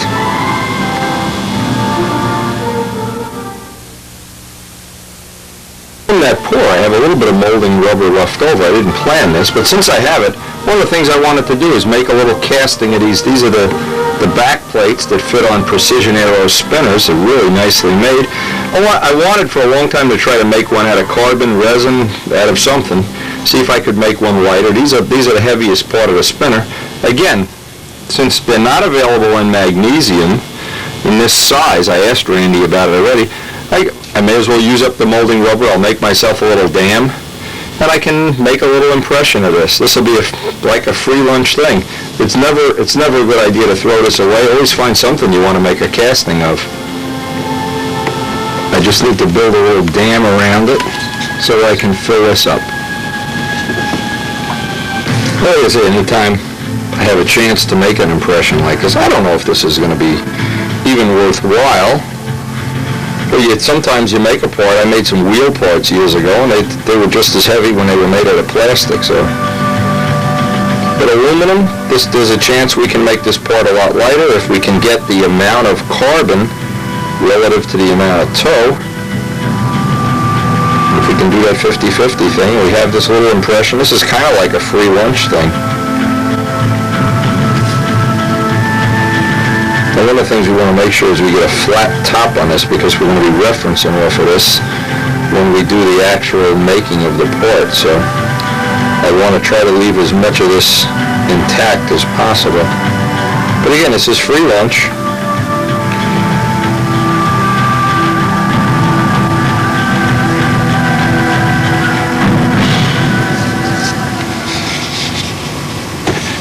We're in the middle of another snowstorm here, ice storm, whatever it is, but Karen made me a pizza for lunch, and we put a couple of slices of the crust out on the windowsill to see if the birds will eat pizza. Still snowing out there, huh? Where did you go? There were 3 of them. No, he's not out there. Okay. Yeah, in today's mail, Ruby Degner sent me a couple of photos, except looking at this photo, I think the man's name is John Sullivan. It may be John Sullivan or John Sullivan. I can't really make out the final writing, but look at the ring. Look at the X ribs in the ring. Is that really nice? X ribs in the tail, like on a high-performance free flake. He also sent, looks like a picture of one of the European aerobatic teams here. From Ruby Degner in Germany. This is a picture from Daniel Shane in Montana, Helena, Montana. God's country, he says. Anyway, he says, come on out and go motorcycle riding with him and Rory Tennyson. Now, just take a look at this. I looked at it real close. Yeah, it's an old British bike. Okay, look at it real close. It's a bomb. This is like a Banjock bike. It's got a seat on a bomb, compressed air. I don't even know what kind of motor. You can't even tell if it's a motor or bomb powered or what. Rory, I'll tell you what, you ride it, I'll fly to Brodak Cardinal. Anyway, people know I love motorcycles too. I'm just out there shoveling snow and feeding my birds, and I gave them some pizza. I put it in the bird feeder, and guess what? I run in, get the camera, and they fly away. They're eating pizza for the whole time I'm out there shoveling. I come in, I don't know. Cool. Then I go to look at the paper. Look at what's in the paper. I can't get away from these birds. Anyway. They really love being fed, and boy, I found the magic to feeding birds in the winter. Peanut butter and pizza crusts. You'll have every bird in the neighborhood over at your house. Yeah, I was going through all my Lionel Train stuff, and I found this really neat. I forgot that I even had this. It's like a hypodermic needle oiler. And so before I button this up, and the next step, of course, is to button up the shells, I want to give the control system a little bit. This is a Teflon impregnated oil, at least that's what the directions say. Looks like a relatively high viscosity oil. And going on top of the chain oil, I think that'll lubricate it for a good long time. Yeah, this really does make it nice and neat.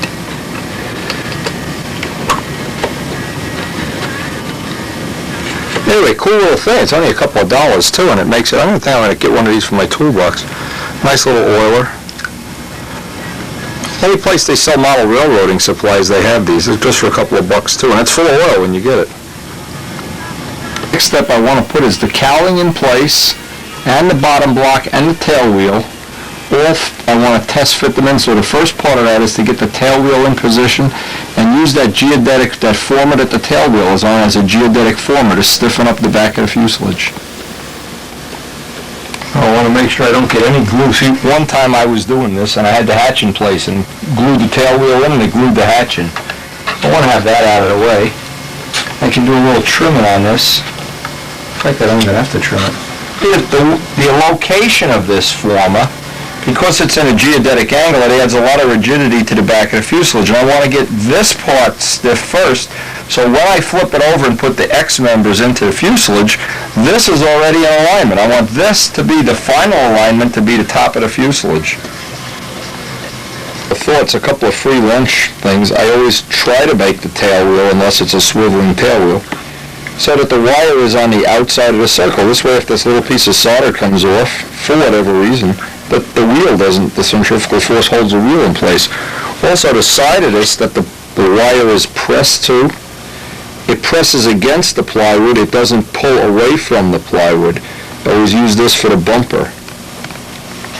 I always try to, before I just tack this in place, before I put a final glue joint on there and some little braces, I want this tail wheel wire to run, and I'm looking down on my eyeball, down perfectly parallel to the hinge line, so I don't have the plane steering away one way or another on takeoff. Well, this is a bear to bend this back and forth. Once it's in the plane, you always risk cracking a paint or something. I made this little tail wheel support. I put that angle on, the exact angle that I have there, and a little radius in the back, but notice the grain is going front to back, because this is going to actually be like a bumper. Notice how that piece hooks right to the carbon, and it acts as a bumper. It's end grain going up against the tail wheel. That should be a relatively bulletproof tail wheel. With the two little braces for each side, now I'm ready to start fitting up this bottom block. That is nice and solid. It's in the carbon. That's definitely going to work well. Probably see the tail wheel fall out on the first flight. Okay, now the whole way this system was done in the past, and I'm going to try to do exactly the same things. I bolt the cowling in place. The cowling lines up the back block. So the first thing I have to do is get a little notch in here so I can just pin the tail wheel in that position. See, with this taped in position, this piece can get settled right, and I'm going to put the bolt right in as soon as I cut the notch for the tail wheel. This is going to hold this in place and act as a keyway to hold that bottom block on. Just need to drill that little hole out there, estimate where it's going to be. I know we might see him in post. Now I did a little test fit, pop that little hole for the tail wheel. Remember, here's what I want to do. I want this cowling to actually act as the part that holds this in position. And we did this on the other two Spitfire and Seafire. It worked pretty well.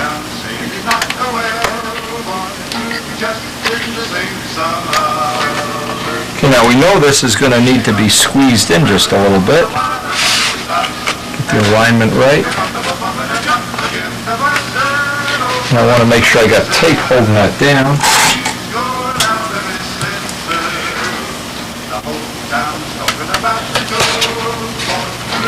I can just tack this on right now.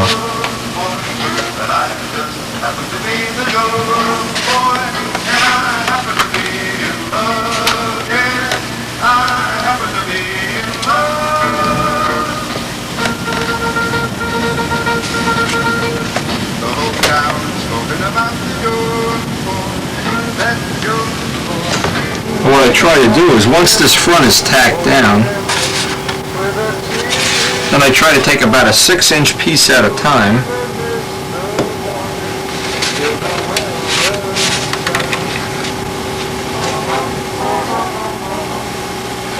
And just work one side or the other. These shells are very delicate, so I can't just squeeze down on them. If you do about a 6-inch section at a time, both sides, and do one side, and by this time they've usually sprung a little bit, so you have to kind of work your way down. You believe this? President Nixon! Anyway, back from President Nixonville.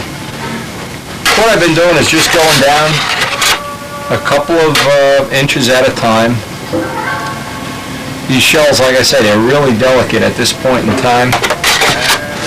Very convenient being able to put the glue right inside the fuselage. Reason enough to build a tuned pipe point. You can put the glue in here when you put the bottom block on. If you just go from one side to the other, I'm going about a foot at a time, then going to the other side. Just run that seam. Then what I'm going to do is point the nose up and run that glue seam right down in the middle of the pipe tunnel, right on the inside seam. I have to make a form here. I'm trying to lay this out in my mind. Really don't have that much time left today. We have really had some crazy weather. Ice storms, snowstorms. Anyway, little by little, get that whole block put in, trim off the back, and I'll be ready to do a final finish on it. Get this seam sanded nice, and get that fit up by the cowl finalized.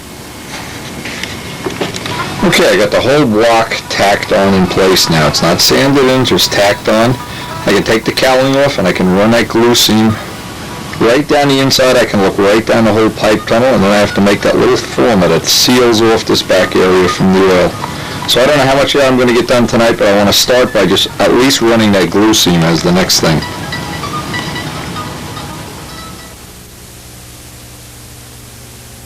Now the advantage of using this system here is, and many times I've done this and glued the cowling right in place, so this is a real miracle this is coming right off. Famous last words. Anyway, now I can get inside here and get this whole glue seam filled in. Get an idea what our cooling pipe tunnel looks like. Anyway, this is about all I'm going to get done tonight, so we'll pick this up with the rest of the details tomorrow. Time to go shovel ice.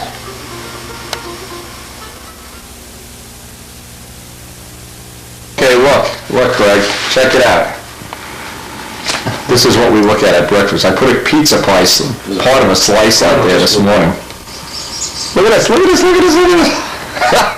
Look at this. I like pizza. I want to be just like Wendy. Look at that. Oh, man. This is what I do at breakfast. This inspires me to go work on a plane.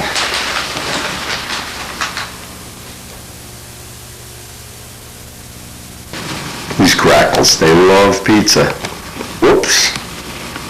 Breakfast with Wendy. Oh, they're all out in a tree over there now.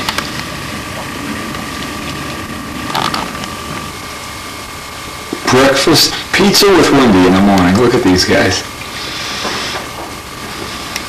Now what I did a little test. This is the modified mold, of course. Just check this out. This is a very significant improvement. Not only is the mold obviously is perfect. This one is the best one I've ever made. But by using this Teflon, this is Teflon paper. This is solid Teflon. Look at the finish that I get on that. Right out of the mold, unsanded, right out of the mold. That. I don't know if you can get it any better than that. That's really a nice finish. So we have another couple of significant improvements on our ongoing gear program. Yesterday was the first day we ran 3 gear in one day. Now this, of course, just has to be trimmed, but we have the nice bolt reliefs from mounting the bolts, and they're perfectly centered. The little axle centers. Each part is getting better and better. Want some of this Teflon paper, they certainly can call me. I'll certainly give them some to make their own. We're going to be maybe using this on the pipes even. Another thing, I can just reverse this now and use the smooth side. I don't need to waste it. It's very expensive, of course. There's not many things I've been impressed with more than that Teflon paper. Boy, does that leave a nice finish right out of the mold. Wow, that's beautiful. Thanks to Dave Midgley for that little tip. But again, we're trying this constant thing of upgrading our products. And this is the other mold. This is our old mold. Look at the finish on this when you pull the paper off.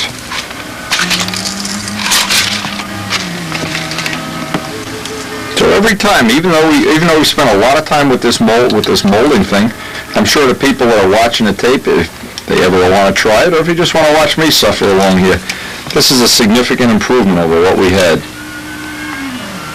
Capability to make 3 parts per day, which increases our production by 50% and keep up with orders.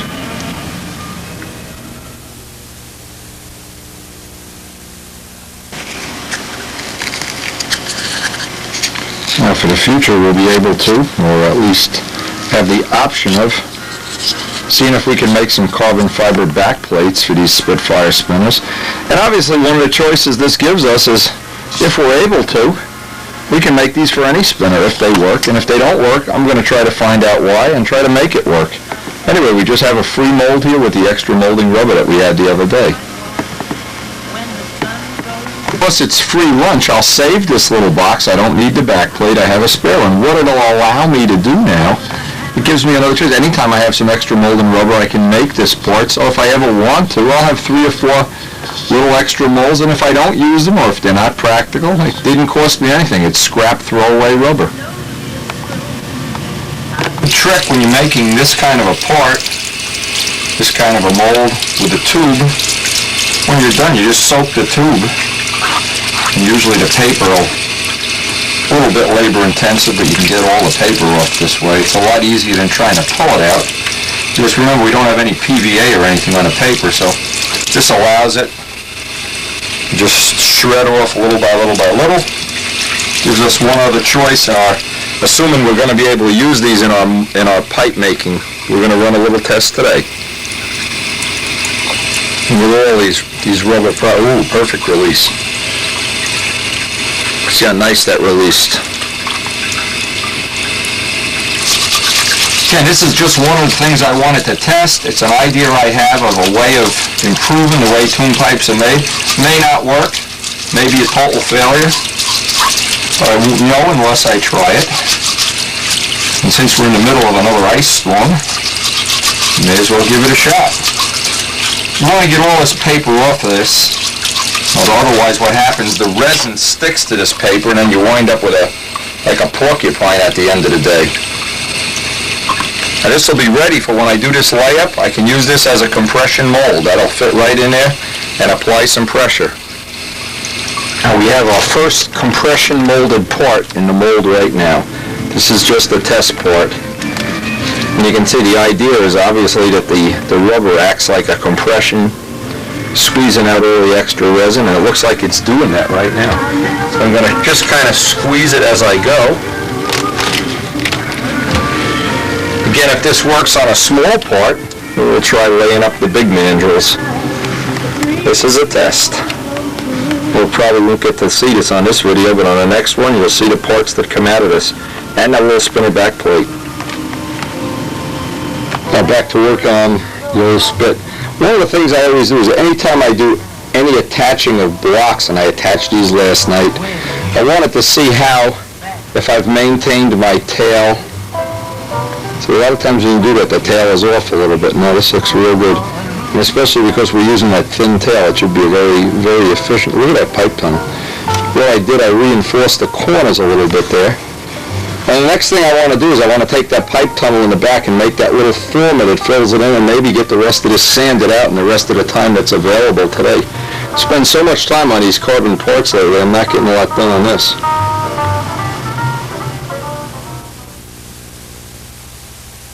You can see the little reinforcements I put in there. You see how the glue drips right down the fuselage? I just hold the tail down and run that whole glue seam, just drip some thin CA in there and let it roll down. But that's a nice, that should be a real efficient pipe tunnel, plenty of room to shim, and this nose is rigid as can be. Now the last thing is that little former. I need to figure out the dimensions on that little former and get that in place, and then I'll be ready to sand out, hopefully, and blend in the cowling, get all these shapes the way I want them.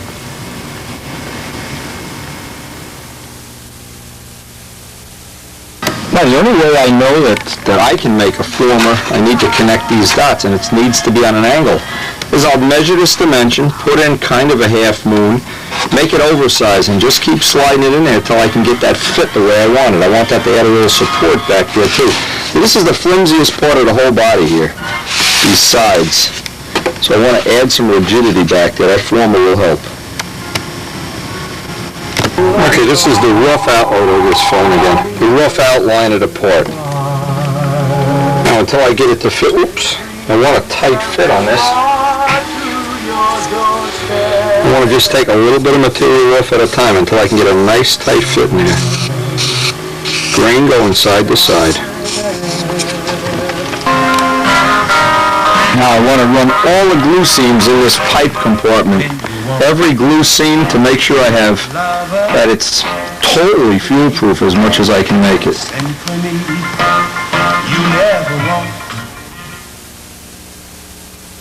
Step is I need to fill in this little piece right in here, this little gap. And then I want to start at the back and work my way right to the front. And the last thing, spend the rest of the day final fitting the cowl piece in. Well, we're almost at the end of the tape, and I think we're just going to get this sanded out. Actually, that's all we're going to have time for tonight anyway. Well, we got a lot of experiments going on, and a lot of, well, to me, a lot of very interesting modeling techniques. And I hope they're all going to ultimately benefit the hobby in some positive way. Especially excited. Now, obviously, the choice here is to start at the back and work to the front with sanding blocks. I really want to spend a lot of time. I'll spend whatever the rest of the time is today on that cowling. Again, we're almost at the end of the tape, and I don't want to belabor this, but there's always some little spots. Little spots need to be dressed off, cleaned up. Clean that whole pipe tunnel up, and then we'll spend the rest of the night. Again, that nose section, so important. You always see that right away.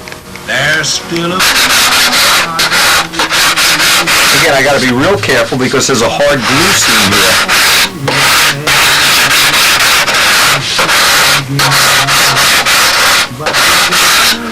So these Bob Martin sanding blocks are so nice. Bob, you're okay. You're an okay guy. And I hope by the time you see this, he's already working on the plans for the I-beamer, finalizing them.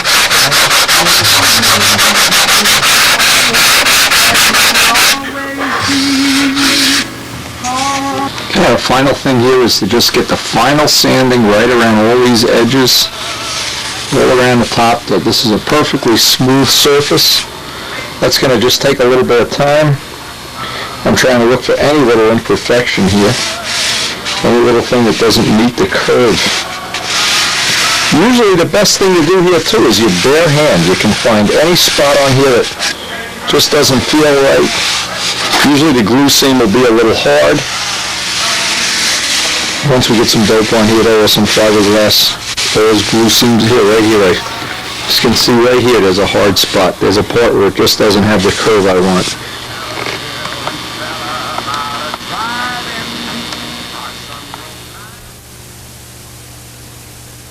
Part about this system is when we glued this block in, we use this to line the block up. So now the block, in turn, holds the cowling in place for this final fit here. And I can see there's always a hard spot right where the plywood is. But I'm able to use the cowling itself to sand in the fuselage.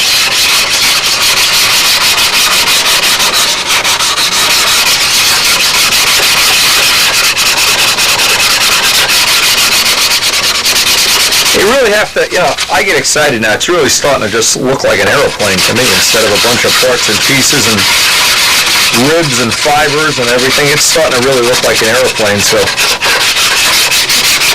I've just been spending, again, so much time on developing these carbon parts that, well, it's all going to pay off. It's like draft choices. It's all going to pay off. I just want to put as much time in tonight, get this fuse final sanded out. Time I leave tonight, this ought to be done.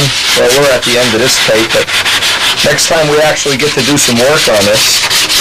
We got a visit coming up with Mike Costello. Looking forward to that.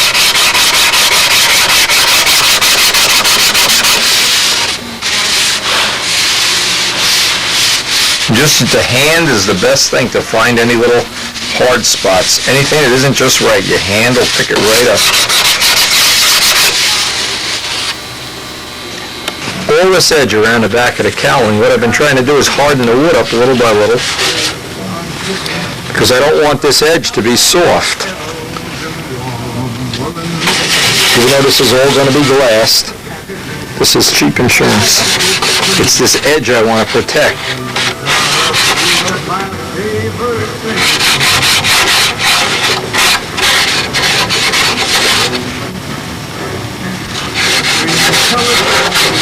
So what I'll do is put the cowling back on and then resand this right in, and this will give me this line.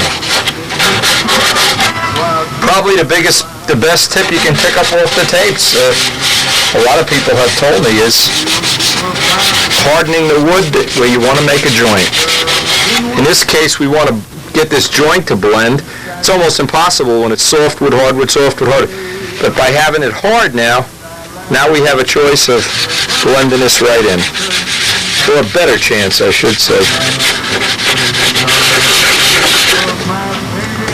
Now, whenever I want to do any sanding, especially the edges, I always want to have the cowl in place. The cowl is my little fixture. And I can see any low spots, any high spots, any spots that don't take a sanding. I know that's a little canyon I need to fill, or I need to remove the little high spots around it. And hey, just while I'm speaking about this, I hope you've gotten some good information that you can use off of this video. I hope you'll share the video with your friends. Share everything you know with your friends. And by that way, I think we'll ultimately have a more enjoyable experience in the world of stunt. Next couple of weeks, we're really going to be trying to put the push on getting this guy finished. I'm really looking forward to picking out a paint job and canopy back from Midgley, doing some testing with the tune pipes, and maybe even some flying weather. Last thing I did, I doubled up on this carbon fabric. This is the Bob Violet 007 carbon. I put 2 layers here, wrapped it right in there, because what I'm trying to do is protect, anytime you have this joint, this will either show through the paint or crack in time. And then when we glass this, I put a little bit of extra glass there. Boy, that really radiused in nice. I think we got a real nice cowl fit going here.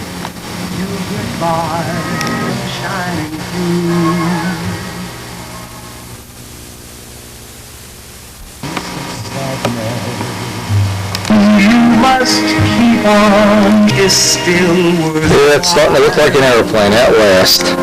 If you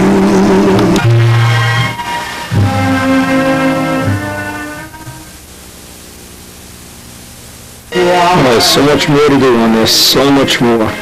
But it's at least starting to look like an airplane.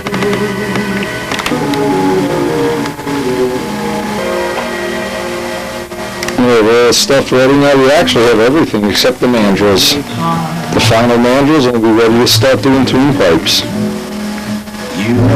I think with each set of carbon gear we make, they just seem to get a little bit better, and we're not going to stop. We're going to try to make them even better.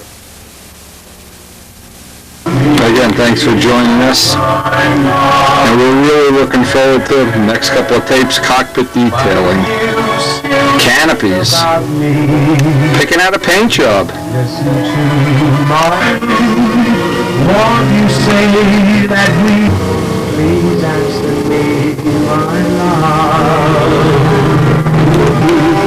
from off a tree. It settled softly on the lips you turned to me. The gypsy got his lips and lie of blossom beneath the moon. I thought you loved. And as it becomes a Spitfire, I want to give a special thanks to Joe Adamusco, who really was the originator of this project and really did most of the work on it. The designing of the wing, a lot of the thought and development. And boy, when you look back at different times of your life, you know, there's a line in the just trying to think, there's a line in the movie, I can't remember exactly, but it says, what was the best month, the best year? Well, when it comes to the best year, I think Joe and I would both agree the Spitfire year was, if not the best, one of the best. Together to dream forever. The dream has ended. Yeah, it's a line from the movie The Way We Were. Love died. What was the best year? Blossom fell and touched two lips that long. If I to hold him in my arms, Yeah, it's always hard to figure what was the best year, but boy, we've been fortunate to have a lot of good ones. I'd like to love you.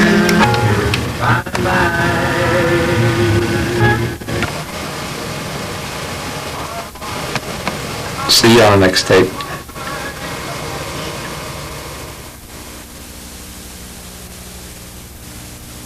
white dresses with blue satin sashes, snowflakes that's... Speaking of the best year, boy, I bet these guys will never forget the year they had with us last year at the Nats.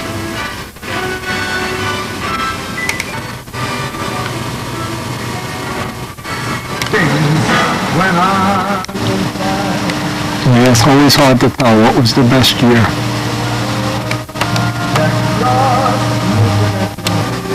I wonder what the best year was for John Elway.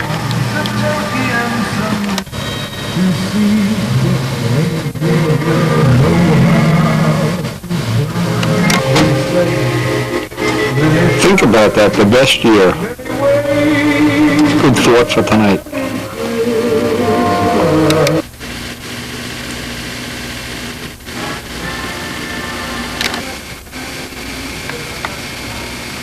Look at this, I have a picture of me with my long hair and my pet possum. Yes, that is my pet possum. Well, look at this old picture of Larry Scarinzi here, boy. Talk about what was the best year. Look at the nose on this guy. Boy, we didn't need a can opener that day. Dougie Stout here, he's into sailplanes now, not into control line stunt, a great flyer. And of course the sweeper. Yeah, it really is hard to figure out what was the best year. There really have been a lot of good ones.